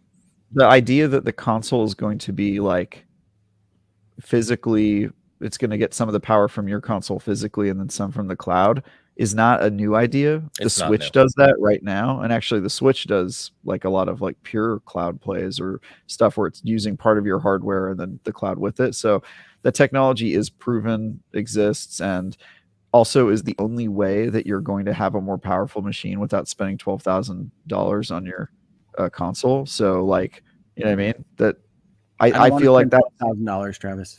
Yeah, I know you don't. Nobody You does. had me at 10, but 12, that's pushing it. 12, yeah, it's pushing it. Yeah, so I think that's the only way you can have a console market in the future is through cloud computing, or at least some assistance from cloud computing. So it doesn't strike me as super crazy. I am one of those people who thinks that like everybody who says, oh, you know, having native hardware is going to be a thing of the past because we're all just going to be living off of cloud computing for everything we do. So people have been saying that to me since like 2015 that was going to happen the next year, and it hasn't. And I'm kind of one of those guys who thinks everybody thinks that's going to happen sooner than it actually is going to happen. But I do think cloud computing is already a proven thing in gaming, and it works and helps. There's already probably games that you play that rely on some cloud compute for part of their processing. I've seen some games do it for like AI. The AI logic will come from cloud computing, and then everything else from local hardware. So I wouldn't freak out about that in general. I think Microsoft knows that the cloud is going to be a big part of their future. Yeah, well, it has to be. The other thing I would add there, since Travis just said knows, is that I don't think people are necessarily used to getting this kind of peek behind the curtain. And so this kind of stuff is happening all the time. These PowerPoint presentations, these board reviews, these are happening all the time. And all of these big companies have to have a vision of the future. You can't set up these projects and can't decide on these things now unless you have a certain kind of notion of what the future looks like. Yep. And what I would add to that is that even though they're big corporations and they're well-paid people and they're very smart and they have MBAs and PhDs and whatever else they've got, they're all still human beings. And Sony's got a plan too, and Xbox has a plan, and Nintendo has a plan, and they're all going to look a little bit different. And probably everybody is going to be a little bit wrong because nobody can actually predict the future. So when you look at these plans, this is what they think is going to happen. That's not a guarantee. Even they know that in the room. It's just their best guess, and that's where they're going to put their money and their effort. But they thought there was a plan for the Xbox One generation, and it didn't work. Well, that wasn't a cloud thing. That was like an always online. Oh, I didn't say he just means the plan for the delivery of the system and what it would do in the marketplace. They had intelligent people thinking through the issues. They thought about them wrong. Yeah. Yep. True. Yeah, 100%. And like I said, that's kind of what Jason was stressing, right? They're planning 8 to 10 to 12 years out. And to your point, you're going to make mistakes. You'll get some things right. You'll get some things wrong. It's just, it's the nature of it. But I agree with what you said as well, Travis. The whole kind of cloud supportive computing power is already here. It's been here for a little while now. It'll continue to improve, right, over time, like everything. And I wouldn't just panic around, cloud gaming is going to kill your console. That's not anytime soon. It'll make your console even better. Yeah, probably. Pretty much. Yeah. There's some other stuff in here. The console race. Yeah. There's some other stuff here. Like I said, if you're really into the the tech side of this stuff, there's some other stuff like this around AI, machine learning, and where they're going to, kind of play in that space in different ways. That's all out there. So you can look that up and check it out. It's pretty good. NLP dialogue generation. That one. Yep. Natural language. That's literally what I work in. It's that market is pretty crazy right now, as you can imagine, with AI. Anyway, the last thing, which is kind of the most exciting, I thought, was fun, which was weird of these leaks, is that Bethesda games leaked. Not Xbox games, but Bethesda games leaked. So we now know there was a lot of stuff in that court case about the comparison between what they did with Bethesda and what they were going to do with Activision. Yeah. Gotcha. So as of this 2022, like we said, the plans were Oblivion and Fallout 3 are getting remasters. The next Doom is coming. It's called Doom Year Zero, and it will have expansions just like the other Dooms, modern Dooms before it. This, I think the most surprising to me was they're making a sequel to Ghostwire Tokyo. I didn't feel like that game did tremendously well. I liked it, but hey, why not?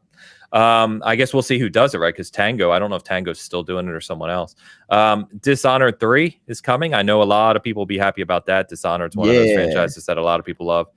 And then Yeah. Indiana Jones seems to be further along than we thought, because as of last year, they expected that game to launch this year. So obviously it's not in early production. I would say it's at least in mid-production, depending on if anything's changed, obviously. But kind of It's interesting not that coming out this year, folks. I can pretty much guarantee that. No. Had a COVID No. year at least not for all of these. 2023. Yeah. What if it did though? What if they shadow dropped it at the Game Awards? Shadow drop Indiana Jones? Yeah. I remember people thought they were going to do that with Dial of Destiny in the summer. They're like, "Oh, it's coming out this year," and I'm like, "You guys are crazy." Yeah, that's nuts.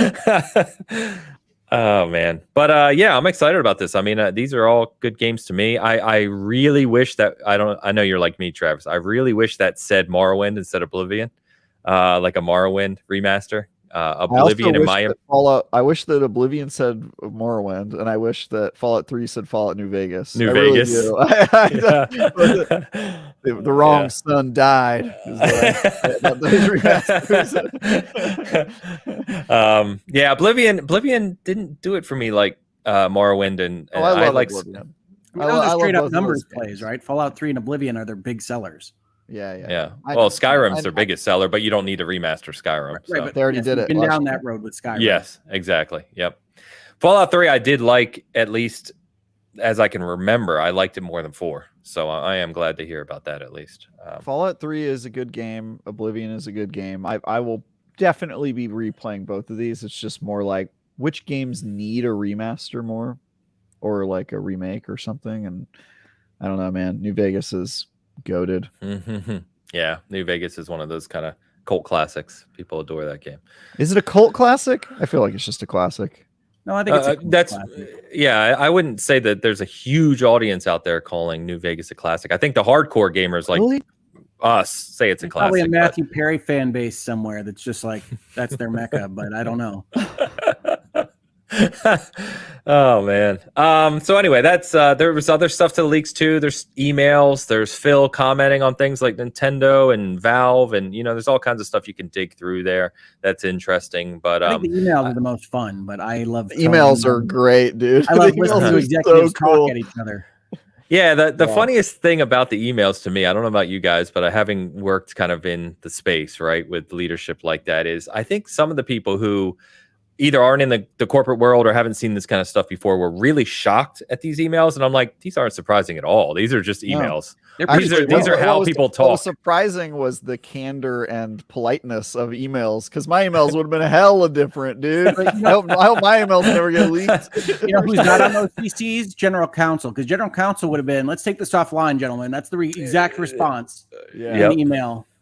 Yeah, because like for example, there was a lot of hay made about the "we should buy Nintendo" email, and like my reading of that email was somebody on the board of directors said to Phil, "Hey, why don't we just buy Nintendo?" You know who doesn't know anything about the games market, and then Phil super politely was like, "Yeah, of course we would want to buy them eventually, but here's my super nice diplomatic way of being like, nah, that can't happen anytime in the near future."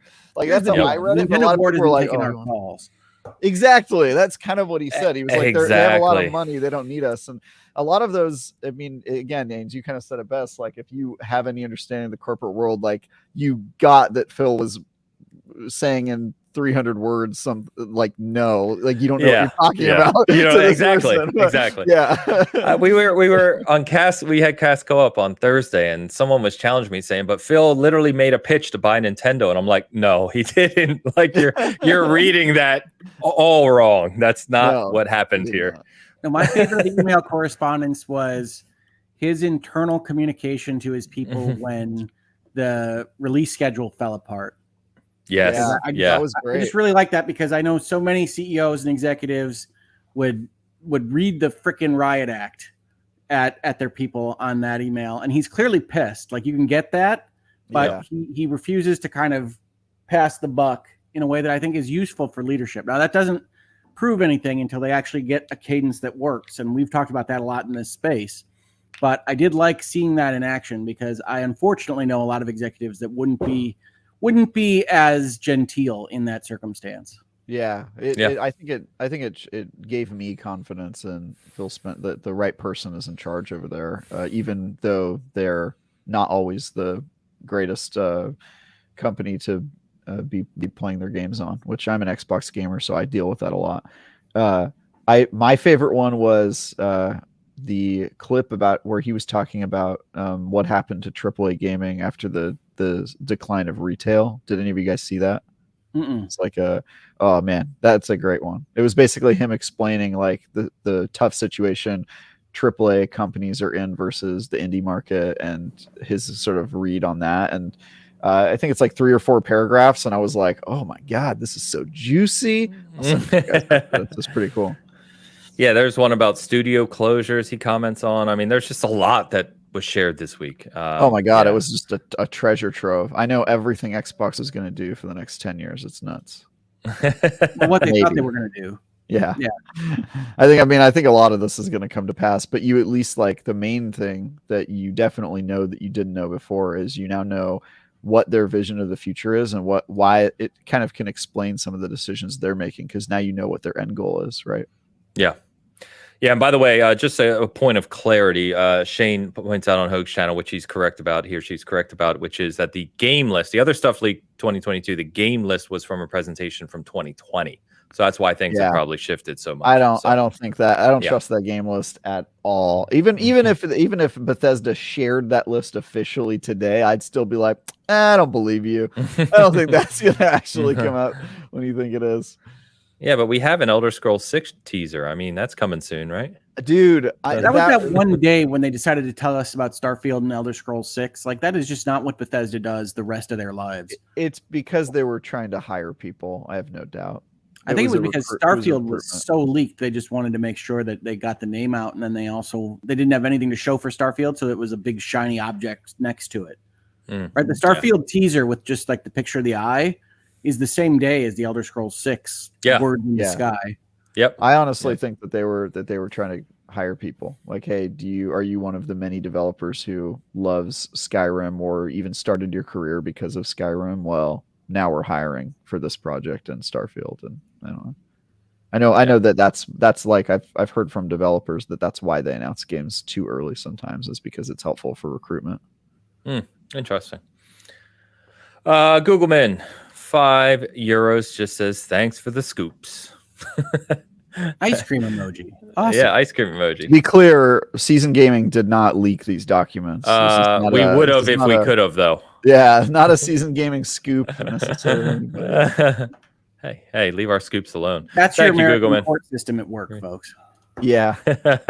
Yep. Well, technically, it wasn't really the court's fault, but yeah, it was. The link was unsecured. The court didn't secure. I thought it was supposed to be a public-facing link, and Microsoft didn't understand that. My understanding was that the link that they were uploading to was supposed to be a secured one that wasn't secured, and that they had a public and non-public version of those documents, and the wrong one got up somehow into the unsecured link. Whoever's fault that is, it probably falls on Microsoft's the most, but the court definitely didn't help them. Okay, my understanding was that Microsoft didn't understand that was a public link, and they uploaded the private version to the public link, and then it went public for everybody for at least a little bit. But yeah, either way, I think it's a lawyer's fault. Case. I mean, that's just what happens. This is why they don't want to be involved in lawsuits. They don't want to be filing documents. Is that it's just the nature of humanity to get this stuff out, to make mistakes, however it is. Yeah.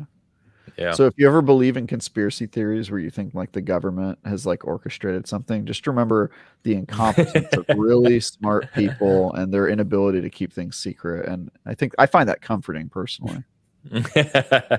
Yeah, very fair. Pompa with the $5 super chat asks, does this give competitors any advantage with these leaks? Hell yeah. Advantages with these leaks. Absolutely. It does. Yeah, planning wise, you know what they're aimed at, you know who they're likely to try to contract for, you know what you need to negotiate if you need that capacity. I mean, one of the things you saw in 2020 was that there was manufacturing capacity issues with things like the chips that the two consoles were using. So if you can frame out the timing that they're aimed at and what they need, that helps you in your manufacturing negotiations. There's no question. Yeah, you also learned about their profitability. You learned how much money they're spending to get games on Game Pass on day one. I mean, there's like a lot of strategic, and we know that Sony is a very aggressive, or what Microsoft described in the courtroom as a hostile competitor. and they're very aggressive with like paying to keep games off of Xbox. And I think now they're in a better position to continue doing so, knowing how much Xbox is spending on certain games to get them on Game Pass. Yeah, and I think that all of what you guys said, yes. And I would think that last point you made, Travis, is absolutely true, but will continue to evolve, right? As if they get Game Pass to the level that Xbox wants to get it to, once you start to get up into the 50, 60, 80, 100 million subs, the conversation is different, because then your power over publishers to say, hey, you're not just going to get 10 million people playing your game if you're on Game Pass, you're going to get 60 million people playing it. Well, conversation changes. I think that's persuasive to developers, but I actually think that makes publishers less likely to sign up to Game Pass, because it means that more people are going to get the game without buying it. And so if you know that Game Pass has 25 million subs, then you know that the most you're going to give away is 25 million copies of that game. But if it were 100 million, then you have to wonder, okay, how much is this going to impact my bottom line? It might make getting games to Game Pass more expensive for Xbox. So it is definitely an interesting dance. I don't really know what the future is going to be, but we know the model works, because obviously Netflix and every other subscription service out there is crushing it in the movie and TV space. So yeah, and the to your point, the game, it'll depend on the game too, right? What type of game is it? How big is this game? What's the developer? To your point, yeah, there's a lot of factors that go into it. I will say, if I had to have to object to Netflix is crushing it. Okay, well, they're crushing it financially. I'm going to have to maintain my objection. Really? I don't have a versus here that'll fit, I don't think. Sorry. I also don't feel strongly enough to defend Netflix's profitability. I'm just saying generally we know the model works because subscription services are doing well. But the I was going to say, if I had to choose between the two models, one where PlayStation gets its way and takes a game and puts it exclusive on their platform, versus Xbox's model of putting their game day and date on Xbox Game Pass, which seems to be like their equivalent of that.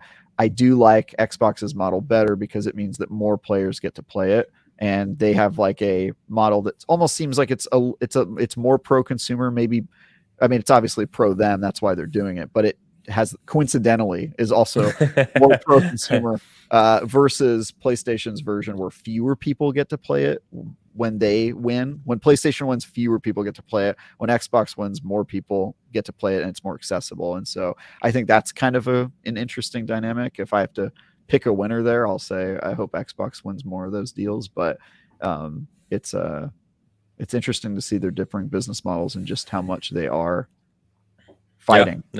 Yeah, it's cool.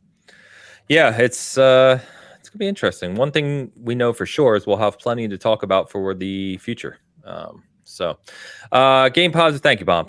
Eric says 279 Canadian says can't stay, but wanted to say I love you all and F the Pats. Agreed. Funny, I got dyslexic for a second there, and I read it as F you all, and I was like, well, that's an whoa. He would probably say that as well, but from Game Positive, F you all. Eric, thanks. Ironic. Yeah. Thank you. And then Sid with 100 rupees says, adorably all digital, huh? I certainly adore my RRR Blu-ray more than my Netflix sub. Oh, boy. Yeah. I have a problem with the people who are hammering on this. I don't think that's the... Can we agree that disc trays, and whenever they're incorporated in devices, they are hideous? No, I'm not sitting here fighting for physical. I'm just saying Netflix is not the most well-run shit. I'm not saying that. I get that Ains is going to fight. I'm saying I think the adorably all digital was them saying it's cute because it can look cute because it doesn't have a disc tray, and disc trays are hideous. And I would say that is 100% true. Disc trays are gross looking. They make you have to make a boxy, stupid design. And the fact that they don't have to do that means that this console can look adorable. I think that's a fair. Okay. That's a fair. You don't have to make a boxy design. Look at. And I also think the Series X is a better looking. Tell me one. That has a cartridge or disc tray. You're saying every console that's been made is square? Tell me every disc tray that doesn't have an ugly design. Series X. Ugly. I mean, it's not ugly. It's awesome looking. Box. It's gross. It's industrial. Looking. No, it's not gross looking. It's better looking than the Series X. Than the Series S. The Series S is more adorable. The Series S is cute. I don't care if my console's cute. Well, they do. That's why it's called Adorably. We're arguing about the inclusion of Adorably here, okay? Not having a disc tray. That's not what you said. That's what they said. Adorably. I'm talking Adorably about all the digital. aesthetic. Yeah. I'm saying that they've included the name Adorably because they said you it can have a better aesthetic. And I get it, but you were saying that's what they said. You said that every console with a disc tray is boxy and ugly, and I'm saying that's not true.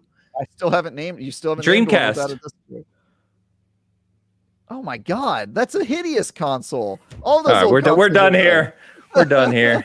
I know you like Bitcast. Come on, we're done here. I do think you can have more fun form factors without the disc tray. I'm going to side with Travis. That's what I'm saying. Well, of course, yeah. I think that was their point in Adorably, and people are taking that and saying, "Oh, they're anti-physical media." That's not what that was about at all. It was like we don't have a disc tray, so we can have fun with the design. Like it gives you more freedom. That was my takeaway from that inclusion of Adorably. I think people are attacking it for the wrong reason. That said, your RRR Blu-ray is stupid, and I hope physical media dies. It is not stupid because 4K Blu-rays have a better picture quality than your streaming bullshit anyway. So it's better to have the disc. Apologies. What is RRR in this? It's a movie. It's a movie. Why are we sitting here? Yeah, it's a movie. Okay. Is that, you're just staring at me. I'm like, it's a movie. I don't know what else you want me to say. I mean, does it stand for something? It's just the 3 letters. I can't remember. It's on Netflix, which I think is why Sid brought it up. It is an Indian movie, but it became kind of worldwide famous because of its action, from what I understand. I've only seen the trailer. I haven't watched it yet, so I don't know. But I didn't know. So my problem with the streaming versus physical disc conversation is that they are not equivalents at all. The equivalent of a physical disc in the digital world would be you download the movie and watch it off of a SSD, and if you do that, you will get way better results than a Blu-ray. No, you don't. No, you do. No, you don't. You're talking about streaming. Yeah, I know. Well, I mean, if it were downloaded the same data as what's on the Blu-ray, it's going to be the same, right? Yeah, exactly. Yeah, that's why you said much better results. No, it's not.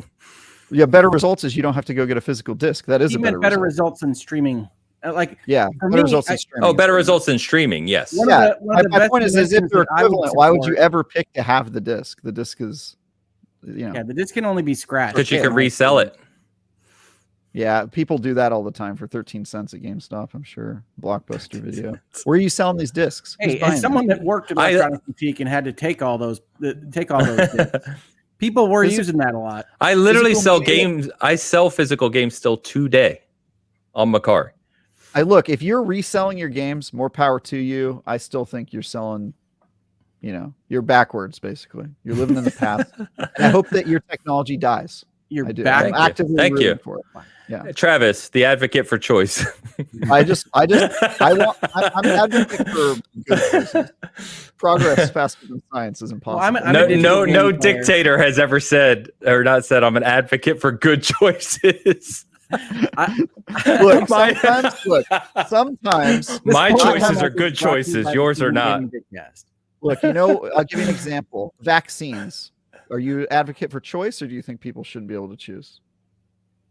It depends on the situation, but I mean, the science is clear behind vaccines. There we go. The science is clear. Digital is better. So. My point is sometimes people need to take their medicine, and I think physical media is an example. Did you see that Season Gaming Bitcast where YouTube demonetized everyone? That was crazy. Oh my god, we went from Blu-rays to vaccines. That's a jump there, my friend. No, I'm a digital gamer and I stream my movies for the most part, but I would pay good money for someone to invent a better codec for black levels. There's no question. Yeah. Sure. Yeah. And I stream, obviously, right? We all do. We stream a ton of stuff. But if there's a movie that I truly love, right, that I'm going to watch multiple times, I always buy the 4K disc because the quality is just the best. I will say this. When it comes to movies, the argument for physical is much better because their model is better. You buy a physical Blu-ray and they give you a copy of the digital version. They do give you digital too, which is nuts. So you have no reason to buy the digital version. I'm mostly talking about video games where I think that people who buy physical media are getting grifted, but And it's funny. Well, we're not going to stay on this, but it's funny because I say the physical guys would say you're getting grifted buying digital. Yeah, I think those people are uninformed. Because one, there are digital games that have been taken away. There are and physical two, games that have been taken away too. But the same thing nowadays. true, but two, you have actually something of value in physical you don't have in digital. That's night and day. Okay, you but literally what have about- something you can resell. Period. Okay. There's no argument against it. Yeah, but there's a better benefit in digital. I'm not saying What's that the better reselling. benefit? The fact that you can have 2 copies of the game by buying it once, and you can't do that with physical disc. You have to share it. That's way worse. You're talking about game sharing. Yeah. Okay, but every game I buy, I can play it, and so can D, and we can play it together on the same copy. You get 2 copies for the price of 1. That's a benefit physical doesn't have. And I say you can take your resale potential and shove it up your butt because digital has way better benefits. Yeah, but what happens if I don't have someone I share games with? That doesn't matter to me.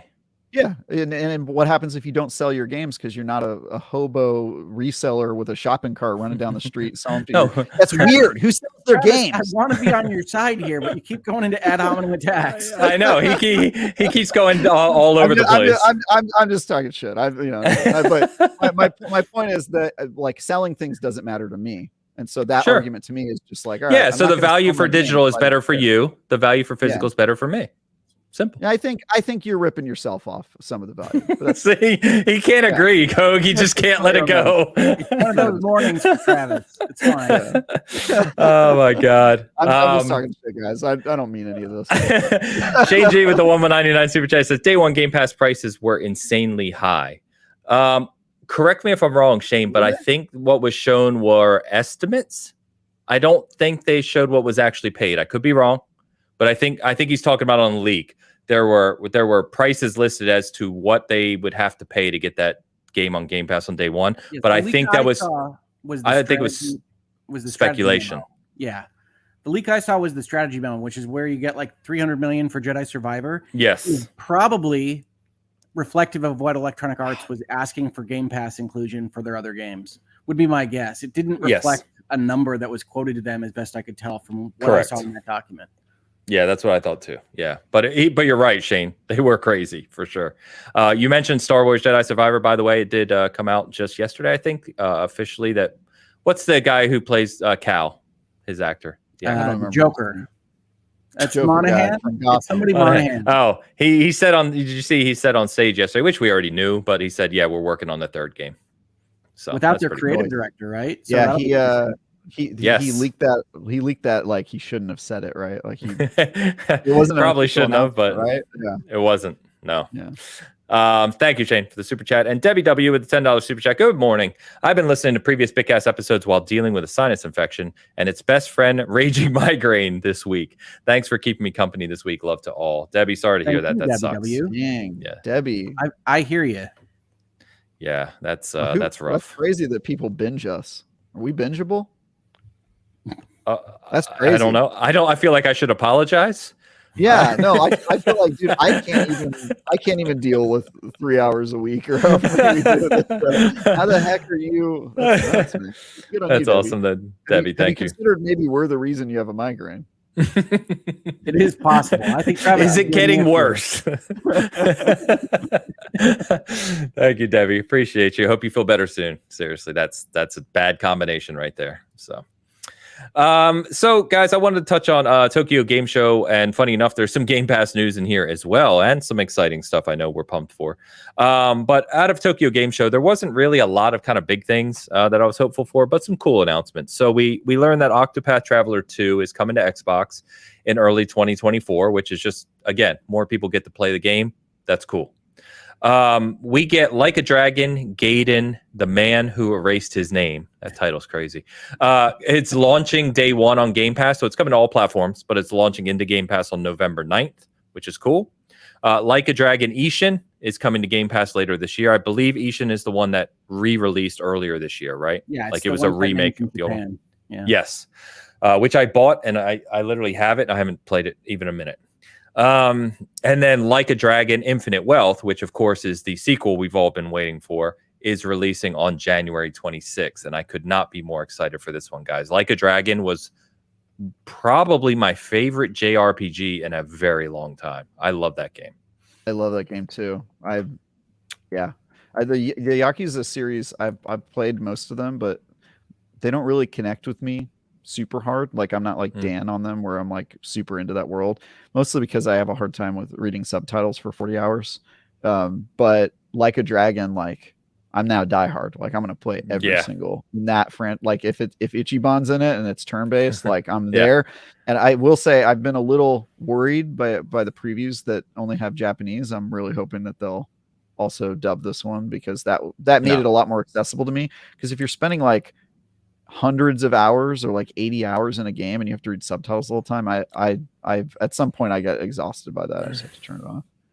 I gotta believe they'll dub the newest. I hope so. I hope so too. Yeah, especially I think with the success of the last one, right? I mean, it's going to be a big game. I also love the time frame here. I love that it's releasing late January. At least as of right now, it's a pretty clear calendar for the start of 2024, right? So that late January slot is nice. There have been a lot of good successful games right then. 100%. So I'm hopeful for this one. They did not say this one's coming to Game Pass, so it's probably not at launch, but obviously given everything else going on, you know, it probably wouldn't surprise to see this come later. And then I know Travis is pumped about this one. Xbox announced that Phoenix Wright, the Ace Attorney trilogy, is coming to Xbox Game Pass and PC Game Pass on September 26th, which is literally Tuesday. It's coming Tuesday. Yeah. And then Apollo Justice, which you can tell us about this in a second, Travis. Apollo Justice is another trilogy which will arrive on Xbox and Windows in early 2024. It's Ace Attorney 4, 5, and 6. It's just a different main character. It is. Well, there's a different main character in some of them. At least one of them. Okay. Yeah. But those games are great. So the original trilogy is awesome. I feel like playing it on Xbox is the worst way to play it because it's a visual novel, and for me, visual novels are better like on a phone or a portable device. Where you could play it on xCloud though on your phone. That's true. Yeah. So I did play it on Xbox. I got every achievement. It's a fine way to play the game. It looks great. It does all the stuff you need to do. And then the Apollo Justice announcement is awesome because 4, 5, and 6 are amazing games, like so good, and I've been looking for an excuse to replay them, and getting all the achievements for all 3 of those games on the Xbox version, like I'm there, man. I'm playing that in January for sure. Very excited. So is Phoenix Wright the original trilogy and Apollo Justice is 4, 5, and 6? Correct. Yes. Yep. Okay. Do you need to play 1, 2, and 3 to understand 4, 5, and 6? No, they all connect a lot, but they all connect a lot, but the Phoenix Wright, the series does a really good job of like never referencing what happened in the previous game as like they make the smallest references, but they try to keep like things vague so you can understand it. So my first Phoenix Wright game was actually number 5. I reviewed it for some reason. They were just like review number 5. And that was my first experience. And I went back and played the other 4 and then eventually 6 when it came out. But I think you can play them in whatever order, but certainly the best way to play them is 1. The only problem is some people have a hard time with playing 1, 2, and 3 because they are extremely old and they have some design problems in playing that. So I actually recommend when I'm trying to convince people to do it, I always say play Dual Destinies because it's a more modern game. It came out in like not that long ago and it feels more modern. And then if you love that game, then you can go back and play 1, 2, 3, and 4. But yeah, you could play them in whatever order. But I would definitely recommend chronology. Yeah, I mean the interesting thing, Travis is exactly right. They do need to reference prior events. They do it a lot. The characters are related to each other. But the one thing you'll definitely notice if you play them in order, or even if you don't, is that they will, whenever they get to the part where they would explain what the mystery was or what the solve was or who was guilty or who wasn't, it'll kind of just get really vague. Yep. It's a little bit tricky to understand what they're talking about sometimes, but they don't want to give you the answer to a prior case that they've done. Gotcha. Okay. Well, who knows, Travis? Maybe this will finally get me to play it more than the couple hours I put into the Switch one I bought. We'll see. Yes, the one that you bought is actually a spin-off. I just had you. I suggested you buy that one because it was the newest one and it has like, Is it's he playing like very Great Ace? accessible. Yeah, he's playing Ace, the Great Ace Attorney. Which those games are great, but that's a duology that is completely separate from the main Ace Attorney trilogy. I'm also surprised that saga rather. I'm also surprised that they're describing 4, 5, and 6 as a trilogy because originally there was the original Phoenix Wright trilogy, and then there was 4, which sort of feels like its own game. And then they were going to do 5, 6, and 7. And so I thought it was two trilogies connected by a middle game. And it seems like they're rebranding it now where it's 2 trilogies, but 6 ends on a cliffhanger. So I'm like, is there going to be 7, 8, and 9? Like, are you committing to 3 games? Because I thought that 7 would be the final chapter in the the Apollo Justice trilogy. And it seems like they're really rebranding the timeline here. So I don't know what the future of Ace Attorney is like, and they will not tell us. Last Ace Attorney game was like 2016. It was like a long time ago, man. So I've been waiting for a sequel here. Okay. Well, this is still cool. Good news, especially with the first trilogy being on Game Pass. More people will obviously play it. So that's good. Everyone should play it. Play it, man. It's great. Okay. Just don't take your understanding of the justice system from it. I think you should in Japan. If you're in Japan, apparently. Yeah, I've heard once you beat that trilogy, you can actually be a lawyer. That's what I heard. Did I tell you the story, Hoeg, where I have another gamer buddy who's also a lawyer, and he told me that he practiced in Japan, and he was like, honestly, it's not really that different from the Japanese legal system. I was like, what? He's like, yeah. So there's weird, like in the American version, the localized version, they make the setting in Los Angeles, and it's like it's kind of like an alternate reality version of America, where post World War II we didn't do internment in California, and the culture kind of went like they created like a whole alternate timeline for the American translation of Phoenix Wright. And so it feels like sci-fi, and okay, the legal system got corrupted at some point. And then in the Japanese version, this is just what I'm hearing from people who've played the original Japanese version, it's just sort of like depressing, because it's this them going, no, this is us criticizing the Japanese legal system as it exists today. And so some Japanese gamers play the American version because it's like a little less attached and kind of more fun and whimsical. But yeah, I love Phoenix Wright, man. It is very fun and whimsical. One of the best stories ever told in games, bar none. Whoa. Okay. Well, okay. Hoeg, we're gonna move on from that one. You don't get it, man. A couple other things. So Capcom showed off a big thing. They showed off was Dragon's Dogma 2. With 10 minutes of footage, and people seem to be raving about that. I am not the expert on Dragon's Dogma. I know that's another kind of cult classic, one that people have loved for a very long time and super excited about too. So this was cool. And then Phil Spencer did just tease from an Xbox side that he's meeting with Kojima this week, I guess, to continue checking on the project, whatever they're working on, for Xbox. So who knows? It'll be weird. I'm sure of that. Yeah. It will be weird. Yes, for sure. All right, guys. Debbie followed up, by the way, one more super chat from Debbie, $5 super chat. She said, to be fair, I started with the Forza Horizon 5 episode. Thank you for all your work with the bonus boards, Travis. I greatly appreciate it. So that's going back. That's late 2021. That's Forza crazy. Horizon 5. Wow. Yeah. And yeah, I reviewed that. Yeah, you reviewed it, and I did their map for the IGN Wiki, so I found every collectible bonus board and fast travel board, which is that game is awesome. What a great game! Game of the year. IGN. All right, guys, it's time to have a little fun as we get to the late part of our episode here. We're going to go over our top 25 games of all time. Now, to be clear, this isn't going to take an hour. This is going to exchange. We're going through it. This is just for fun, obviously. And we're going to start with Travis because he's on the hot spot, of course. He loves this. Travis did say that these 25 are his definitive 25. No other game would ever move in and out of this. And he was purely 100% decided that these were permanent. They will never change. So let's start. Travis, walk us through. All right, I'll do quick justifications because I don't want to. This is such a tough conversation for me to have, and I don't want to spend a bunch of time on it.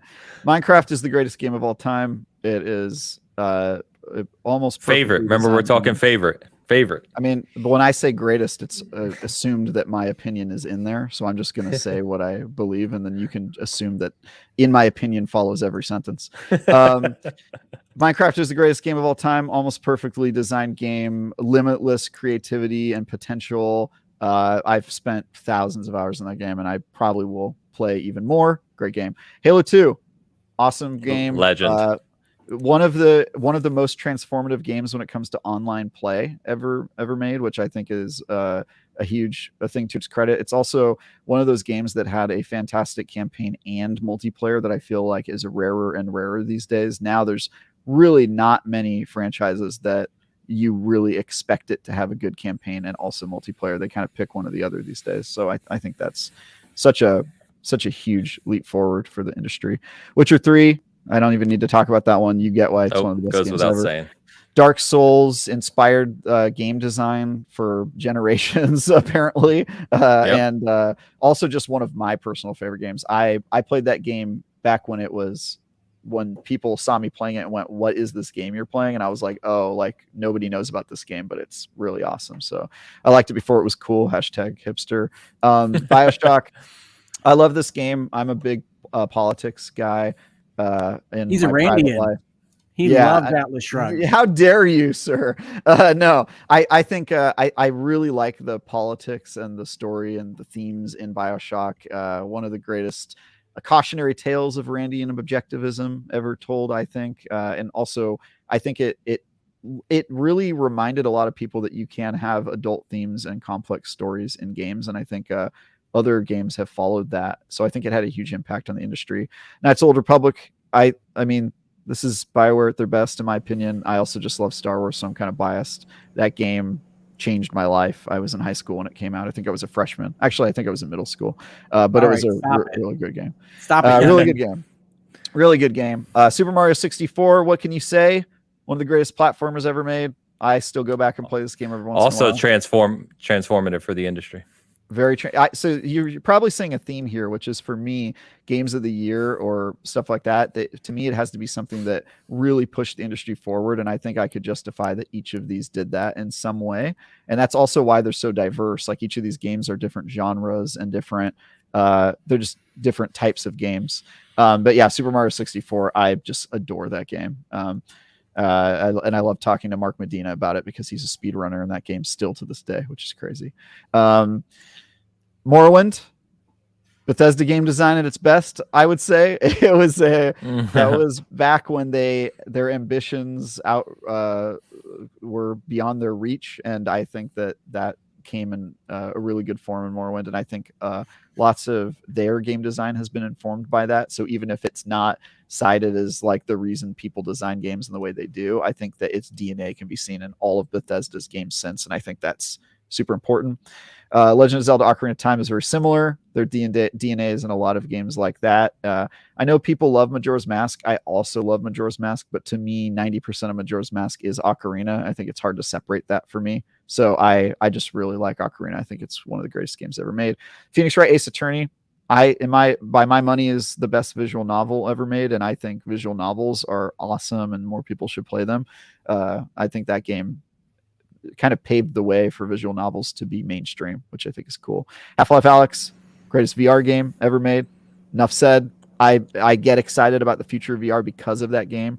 I hope other games will start coming out in the near future that come close to that one, because it showed us kind of the way when it comes to making VR games. It showed us what they could be like and how they could be amazing masterpiece level experiences. Grand Theft Auto 5, love that game. Great story. The online multiplayer is some of the most fun I've ever had. I love satire of American culture, and I think this does it better than other games have. So that's my pick from the GTA vibe. Arkham City, great game. Enough said. I love the story. Getting Batman right in all the right ways was really good. Obviously, I love the first one, but I think the first one was a really good proof of concept to what Arkham City eventually was, which I think did most of that stuff better. Secret of Monkey Island. I love this game. Adventure games, again, this is one of the ones I think adventure games, it elevated that genre and made them, it inspired a lot of people to make adventure games, and I love adventure games. So Super Metroid, this is honestly on here because it was one of my first games ever, and it made me want to be a gamer. And I also think that I think it perfected the Metroidvania format that now lots of people have used. And I go back and play that game sometimes because I just love it so much. Doom, the original Doom, amazing. Classic. First-person shooter. I mean, if you don't know how that game impacted the FPS genre, basically invented it, which is awesome. And I again, that's another one I'll go back and play co-op with some of my friends just because it's great. Borderlands 2, I think Borderlands 2 deserves a lot of credit for looter shooters. And also for live service games, kind of. It was pre-live service, but it showed us why people would want to play a game for more than like the first year it was out. And I sunk hundreds, if not thousands of hours into that game. And I think a lot of the looter shooter, a lot of the like Destiny type games, and if you're into any game with a loot game in it, I think Borderlands 2 was probably an inspiration for that game. Fallout New Vegas I love, not because of its Bethesda bones, but because of its Obsidian bones and the fact that it does choice better than any game I've ever played to this day. It makes you feel like you have an impact in every possible way on every faction, and the outcomes are unique, and you could play that game 5 times in a row and have completely different adventures. And I think that's just really cool. It's small and condensed, and it does everything that it wants to do super well and makes you feel like you're, impacting the world, which is really cool. Travis, what would you say to someone who proposes that all 5 versions of Fallout New Vegas are boring? I would say that I don't know. I guess I just disagree with that. I mean, I get if you don't like the VAT system. I really like the VAT system and enjoy Fallout 3 and Fallout 4 for it. But I would say it basically does everything all the other Fallout games does, except for it has a legit good story with interesting decisions and factions. And you can kind of like, I've had deep philosophical debates with people about which faction actually has the best outcome in Vegas and creating the future. And I think there's a legit argument for any of the factions. Like you have to go pretty crazy to justify like the Legion, but you can get there if you're going for like stability and survivability and longevity. So yeah, I really like Vegas, man. I 100% of that game and all the expansions too. It's a great game. You don't like it, Hoeg, huh? Not a big fan of Vegas? I like Fallout 3 better than New Vegas, and I've liked Obsidian games for a while. I just thought New Vegas wasn't that interesting to me. I thought it would be better. Interesting. Okay. Yeah, I really like that game. Pokemon Gold. I really like the Pokemon series. Obviously, they've inspired a ton of games in the future. Just going forward, obviously, the Pokemon or the monster collecting as a genre is starting to emerge, and actually, it's more than emerged. It's just a full genre now, and I think obviously that's owed to Pokemon. The reason I choose Gold over Red or Blue is Red or Blue to me, obviously very good blueprints, but I think Gold and Silver changed the game because that game actually has 2 games in it. I don't know if a lot of people know this, but after you beat the game, then you go to the original island from the original game and you play through all of that, and it just like totally blows you away with its end game. And I think that is just so awesome. Portal, I think you know why this game's great. It inspired a bunch of games. I love puzzle games. I almost put a different puzzle game, The Witness, on here, but I just no! I'm glad you went Portal. Witness is. You don't like The Witness? Oh God! Oh my God! The Witness is so good. I like The Witness better than Portal. I do.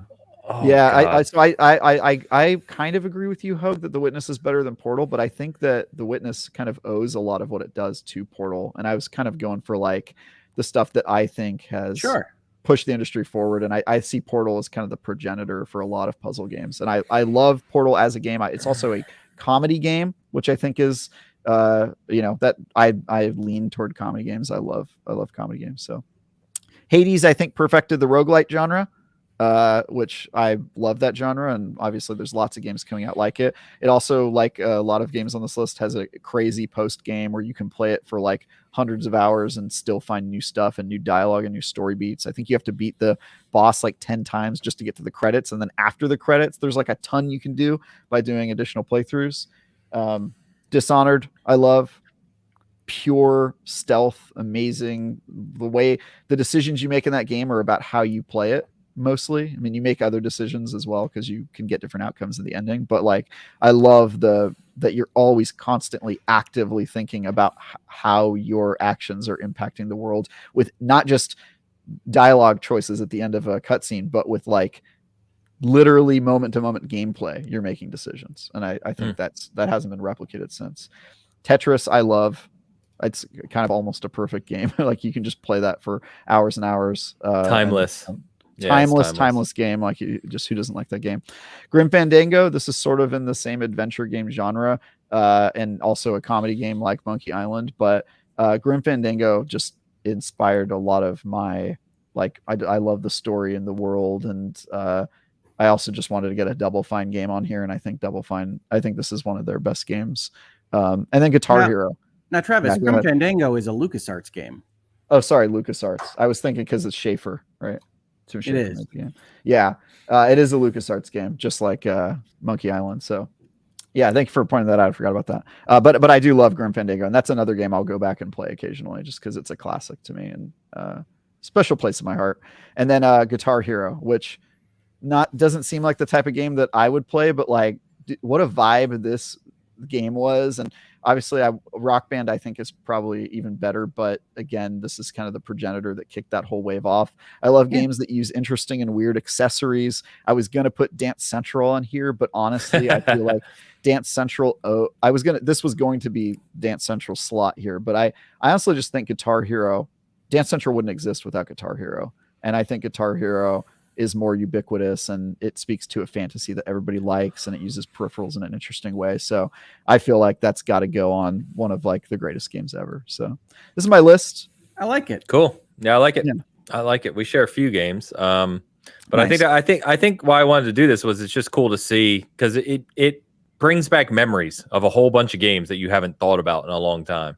So let me go. I'll do mine because Hoeg went with Hoeg's notes in note form. Yeah. So at least mine is my picture form. And it goes without saying, there's a lot of things that can be moved in and out of this. Nice. So Witcher 3, we already said. No explanation needed. There's 4 Halo games on your list. I know. I did that on purpose. God. I did that on purpose. So BioShock, I think, is legendary. I think that game just does so many things well. I love it to death. Red Dead 2, as I've said many, many times, I still think that's the greatest. This is in order, right? Like roughly? No. Okay. Well, I mean, maybe the top 5 or to 10 maybe, but not really. You think BioShock's the greatest game of all time? No, that's what I mean. It's not in order. No. Okay. Red Dead 2, I think, still to this day has the best game world ever created. You can argue about certain things of the game, of course. Some people liked it, some people didn't, but I think game world, it still blows me away. Elden Ring is way up there. I think Elden Ring did things for the Souls genre, but also open world games that is just remarkable. I have like 400 hours in Elden Ring. I'm still discovering new things I missed. And new things that can happen in that game, as are other people. From a Souls perspective, I also love Souls 3, one of my favorites of all time. I think that's right up there. It's my second favorite Souls game behind Elden Ring, so that's on there. I'm running through these, as you can tell. Phantasy Star probably might be the oldest game on the list. I'm not sure. That is if you don't know Phantasy Star, it was the Final Fantasy from basically Sega at the time. And I think Phantasy Star 1 is better than Final Fantasy 1. It does a lot of things, independently. But that game, a lot of these games, my theme to Travis's theme was like you said a lot of these games not only have meaning for you, but move the industry forward. A lot of my games on this list are really like memories that I had with friends, with families or events or things like that. So Phantasy Star is one of those games for me. I still think Last of Us hit me in a way story-wise that is very meaningful. There's a number of reasons for that I won't talk about, but that story means an awful lot to me, so I love it. Super Mario World, I think, is kind of the pinnacle of 2D platformers. At least it was at the time. It's still up there as one of the greatest and one of the just games I can play endlessly just for fun. It's pure joy, that game.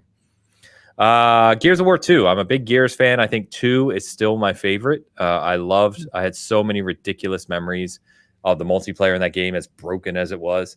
But the story itself is great too. And I back in the Gears 2 days, which was 2008, if I recall correctly, I actually played with people at Epic Games at the time, and I knew people that worked there, and it was just so many fun nights with that game. Mass Effect 1 goes without saying, the best Mass Effect game. We all know that. So that's an easy one. Great sci-fi universe, amazing BioWare game, one that I've replayed multiple times. Cyberpunk made the list. Now, as we talked earlier, we kind of already touched on that, so that's up there, and it's now given its state. Of course, I had to put 4 Halo games because it's me. So are those in order? Are those Halo games in order? Because I have questions if so. No, I think surprising to me, there's not a driving game on here. No, and I know I had a Forza on there. I had Forza 2 and Forza 4. I also had Gran Turismo 4 and Gran Turismo 2, kind of the similar 2 and 4. My favorites of both of those. But they just Mortal Kombat 2 on my list. Banjo-Kazooie is a good pick. I didn't even think about that. Banjo-Kazooie is a good pick. Yeah. So no, Halo is just believe it or not, I already have 1,000 hours in Halo Infinite. So I play that all the time. 4, I think, has one of my favorite campaigns. 2 is legendary. You already covered that, Travis. It's absolutely legendary. And Halo CE would just kind of blew the industry away and what an FPS could do on console. So I had a hard time choosing between the two because Halo and Halo 2 are both so iconic. But eventually went with 2 just because I think it had more impact on the trajectory of games. Yeah. Agree. Mortal 2, Street Fighter 2. I was a big fighting game arcade guy, played tournaments in both of these games. I love them to death. I think that 2 and 2 are still the best ones. Obviously, we've come a long way since those games, but they created a generation of fighting games, which is just timeless. Final Fantasy 2 and 3, otherwise known as 4 and 6, of course. I went with the American cover art here. Just games that had a tremendous impact on me as a kid on the Super Nintendo era. Those RPGs will always forever live in my mind as some of the all-time greats. Banjo-Kazooie, the superior game to Mario 64, as we all know. So, I mean, I'm not going to fight you that much on that one, just because, honestly, like you said, my tilt is comedy games, and Banjo-Kazooie cracks me up every time I play it. I love that game. Banjo is amazing. It's a classic, and I will continue to preach we need it to come back. I cheated a little bit here with the modern 2D Raymans, Legends and Origins. They are incredible, incredible platformers. I love platforming games, and they are 2 of my favorites. So there was a little art there with both of them, and I said, okay, I'm going to cheat and put both of them there. So I would have picked Ori over those games, personally. I think Ori's the best modern platformer. Ori is excellent. Yeah, it's a little bit different, right? More of a Metroidvania than a platformer per se, but yeah. Psychonauts 2, same thing I just said. Love platformers. Psychonauts 2 is freaking brilliant. It was almost on my list too. Psychonauts 2 is so good. It's so good. Did you play Psychonauts 2, Hoeg? It has a great story, right? I did play Psychonauts 2. I only got about halfway through. I'm not a big... I don't vibe well with Tim Schafer's modern comedy. What? Okay. Damn. All right. Knights of the Old Republic. This week, so I'll tell him to say that. Knights of the Old Republic is a classic. We're going to a mixer, IGN Double Fine mixer. Well, you can tell him I helped kickstart Broken Age. I'm a fan of his. I haven't liked the modern stuff as much. So did I, Hoeg. I have the T-shirt and everything. I still have my copy. I did. I'll tell him that to his face. KOTOR is a legendary game. Probably my favorite Star Wars game, I would argue. Remembering that I'm not a gigantic Star Wars nut, but I adore that game. KOTOR is the best Mass Effect game, obviously. It's kind of fair. Prey is legendary to me too. It's the closest thing we've gotten to BioShock, and especially once you add Moon Crash to that conversation as a package, I adore Prey. I think it's a brilliant game. And then you already said Borderlands 2. I think Borderlands 2, to your point, is the perfection of the shooter looter genre. I still think 2 is better than 3. And 2 also had one of the best expansions of all time, an Assault on Dragon Keep. But it's just a game that is just, again, a lot of memories for me and my family. And also a fantastic story, like surprisingly good story. Yes, surprisingly good. Yeah. All right, we're going back in time, Hoeg. We're moving on to yours with the notes. Hoeg's notes are back. Was I supposed to send pictures? I don't. Yeah, I put the link to the site where you could do that.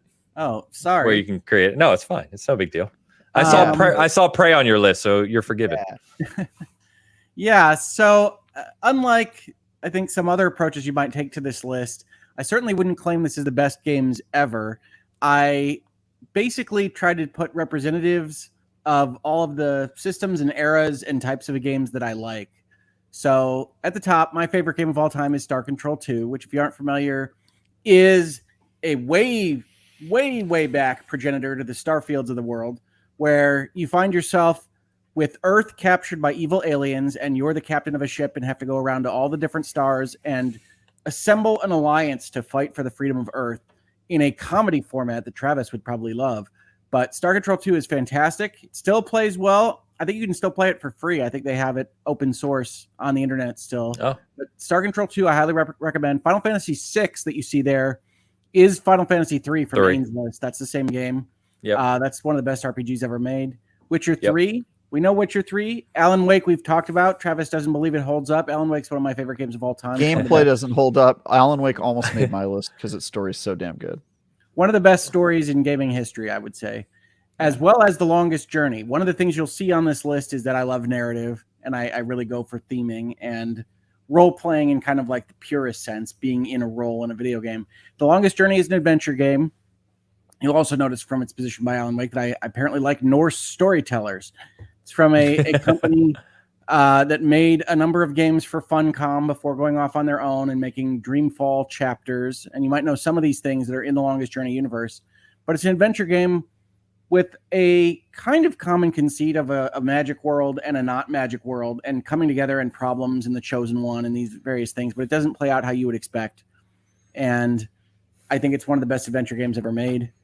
The Anno 1404 is my representative for the Anno games and strategy games on the computer. It's one of my favorite genres. We don't talk about it much here. But Anno 1404 is my favorite of the Annos. This is essentially setting up a little town and getting all the resources correct, and then going and finding other islands and competing with people for other resources to make longer and longer economics chains to keep your people happy and get them more wealthy and get your civilization better off. So if you don't know Anno, I couldn't recommend the Anno series more. I love them. Hey, Hoeg, is there, not to interrupt you, is there a better way to present this? So, like, can we, I'm going to play around for a second, guys. Here, hold on. I don't want to do that. Hold on. Well, if you pick one of the options that puts the presented picture on the side, you should That's what I'm trying to do. Yeah. So, like that one should work. Let's see. There's a way to, no, you don't want to do that. I just want to see you, Ains. Yeah, you don't want that, I please. just want to see his reaction to all of your games. Hold on. There we go. I should be able to present my window. And there we go. Ah, okay. There we go. Thanks, Try Daddy that. Ains. You got it. You got it. Now we can see Travis Travis, grimacing at all your I can't read picks. My writing. Yeah. Colony Wars. Okay, so Colony Wars, right? So in the deep dark era of the PlayStation, there used to be a little bit more imagination and a few different types of games. So Colony Wars is a science fiction space shooter game, which you'll also see represented on this list a couple of times because that was one of my favorite genres before it died. And then Resident Evil 2, which is the best of the Resident Evils, and Resident Evil only kind of went off the deep end and went a different direction with Resident Evil 4. So I'm glad we're done with that remake so we can get back to Resident Eviling.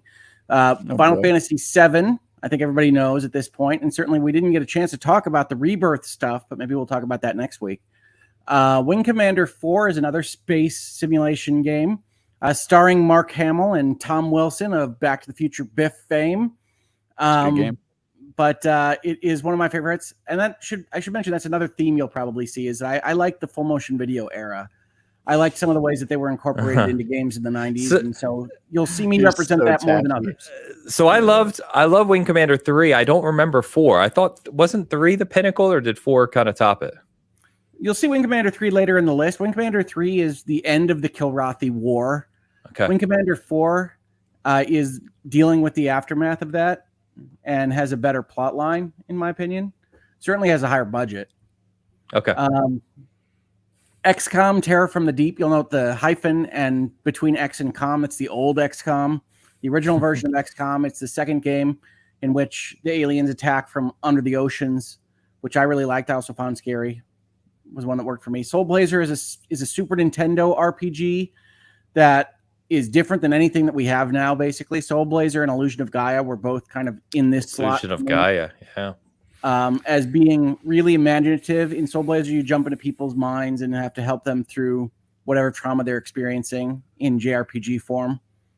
999 is my entry into the visual novel side of things, despite Travis's admonitions that Ace Attorney is the best story in visual novel history. I think 999 probably is. 999 is a DS game. I think it's also available on like the Xbox and the PlayStation now, but I highly recommend it. I don't think I've ever even heard of it, to be honest with you. It's a good game. It's part of the Zero Escape series. Good games. Yeah, if you're looking for it on the Xbox or the PlayStation, I think it's under the title The Nonary Games. I think it's the first 2 games in the series. Okay. Shadow of Destiny is a game nobody remembers except me, I think. It was a Konami release that had you jumping backwards and forwards in time to solve to solve a series of problems that you were having in a village. I don't want to give any more away. I mean, it's only 28 years old or whatever. I think it's called something else in Japan too. It's okay. Phantasy Star is like, I don't know, 35 years old. So yeah, Phantasy Star is a great pick. I probably would have picked 2 out of Phantasy Star. Two almost made my list. Yeah, classic. The Horde is a kind of early real-time strategy game in which you build up a village to fight off a monstrous horde that comes and attacks every once in a while. It has full motion video interstitials starring, I think, like, I want to say Kirk Cameron. Kirk Cameron. As he tries to take over the kingdom and fight against an evil Viscount. Oh, man. Shockwave 2 Operation Jumpgate is the second Shockwave game, which was popular at the time. Shockwave 2... Can I put one thing I notice? Yes. Hoeg, if you want to end up on Hoeg's best games of all time list, give your game a subtitle, preferably a long one. If there's lots of like jargon in there, it's lots of words, numbers followed by an additional subtitle on it. Really, just like make it as That's a pro tip out there, devs. Well, I wanted to flag games that people might not know about, right? And so Operation Jumpgate is the sequel to a game in which you fought off an alien invasion of Earth, much like Independence Day. Had a lot of kind of transmedia inclusion of radios and television, of fighting for various cities around the world. And then Operation Jumpgate is you find a way to go across the solar system and fight the aliens on their own turf. With, again, as much 90s cheesy full motion video as you can stand. But I really liked it. Civilization 4, I really wanted the Civilization to be up there. I love the Civilization games. And 4, I think, is my favorite. TIE Fighter is my Star Wars representative here instead of KOTOR. It was my favorite Star Wars space combat game. They made a bunch of those back in the day. TIE Fighter, X-Wing, TIE Fighter versus X-Wing, all sorts of the games. But TIE Fighter was my favorite. And I think it's probably the only piece of Star Wars media still that treats the Empire as a serious concept and like why people would ever fight for the Empire versus just kind of like mustache twirling evil that doesn't make a ton of sense.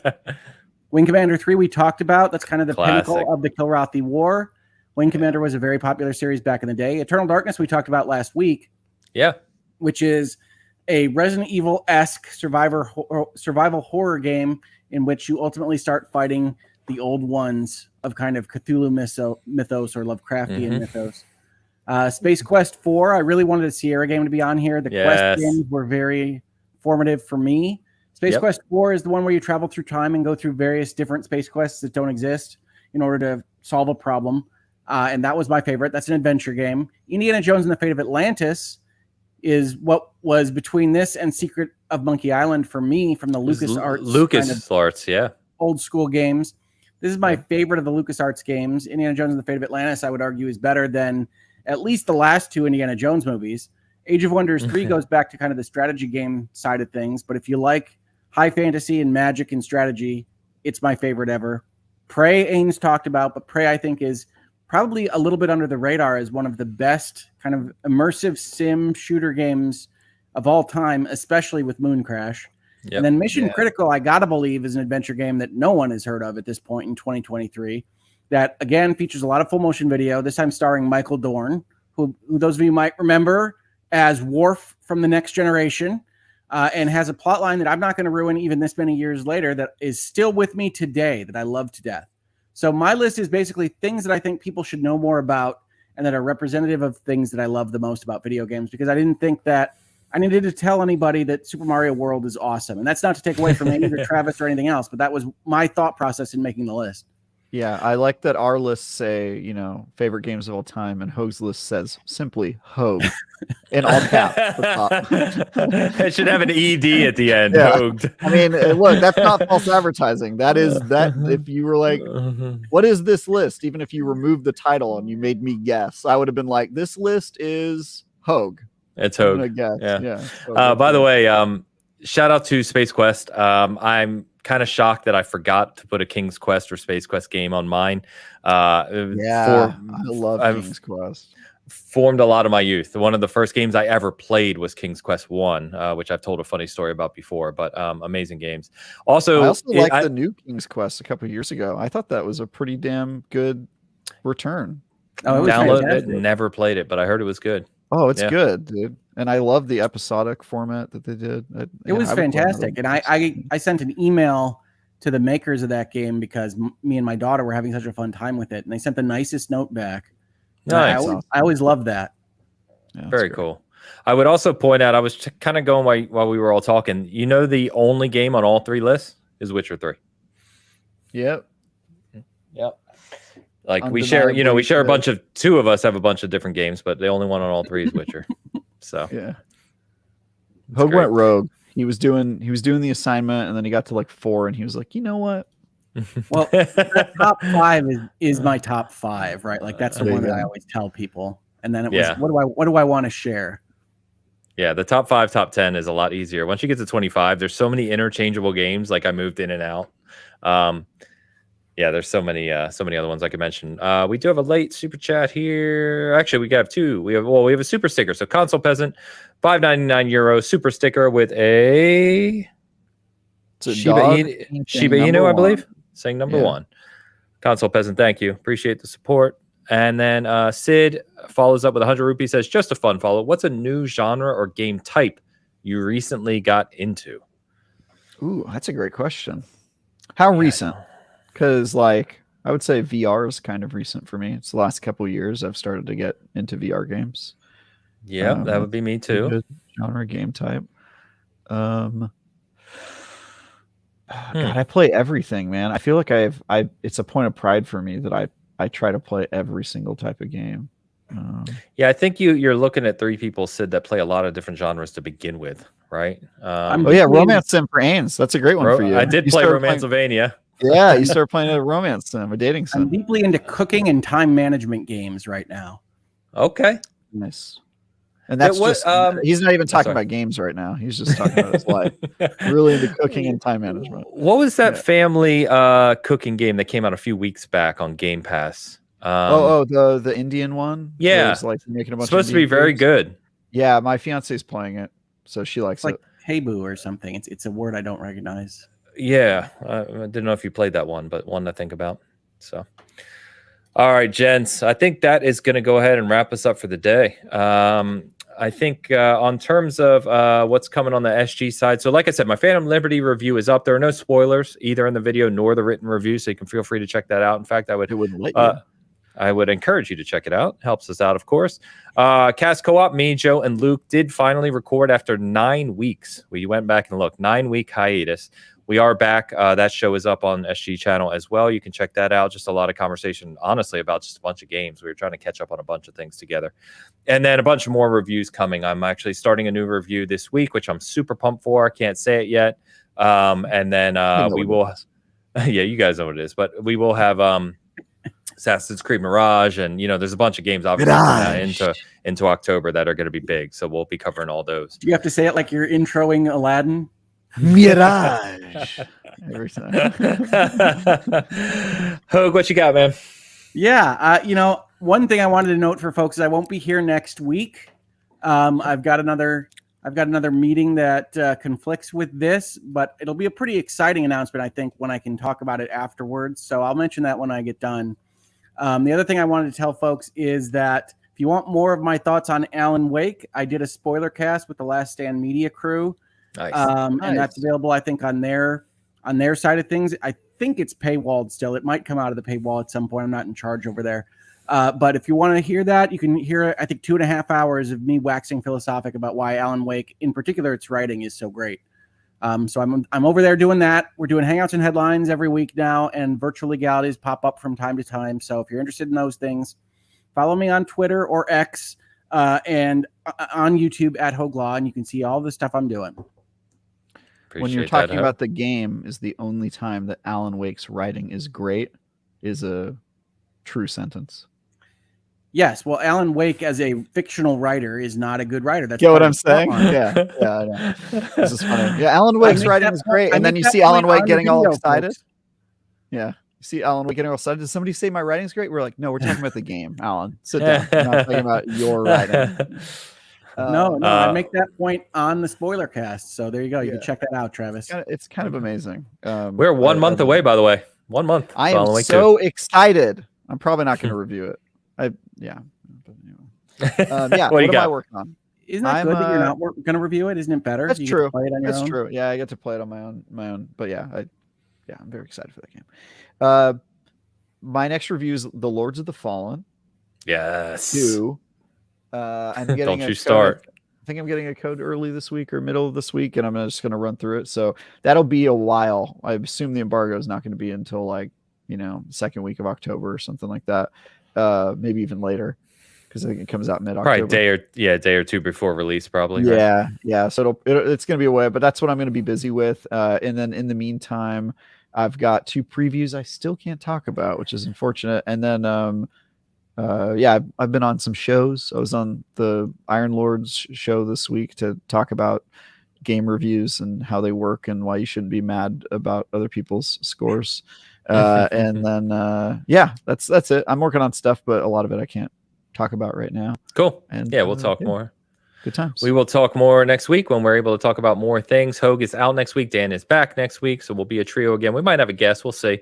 But either way, we will be back in the same time and place as always. Chat, you've been awesome today. Thank you so much. Appreciate all of you guys hanging out with us as always, as do we, the audio listeners who are catching up with us later. Like I said, a lot of follow-up viewers lately. Like our metrics on people watching the show later after it's live are higher than they have been maybe ever. So really cool to see. Thank you for that. And just appreciate it. So for then, Hoeg, we will see you in 2 weeks. Chat, we will see you next week. Hope everyone has a great week of gaming. Enjoy Phantom Liberty. It's awesome. I'll say it again. And we will see you then. Peace.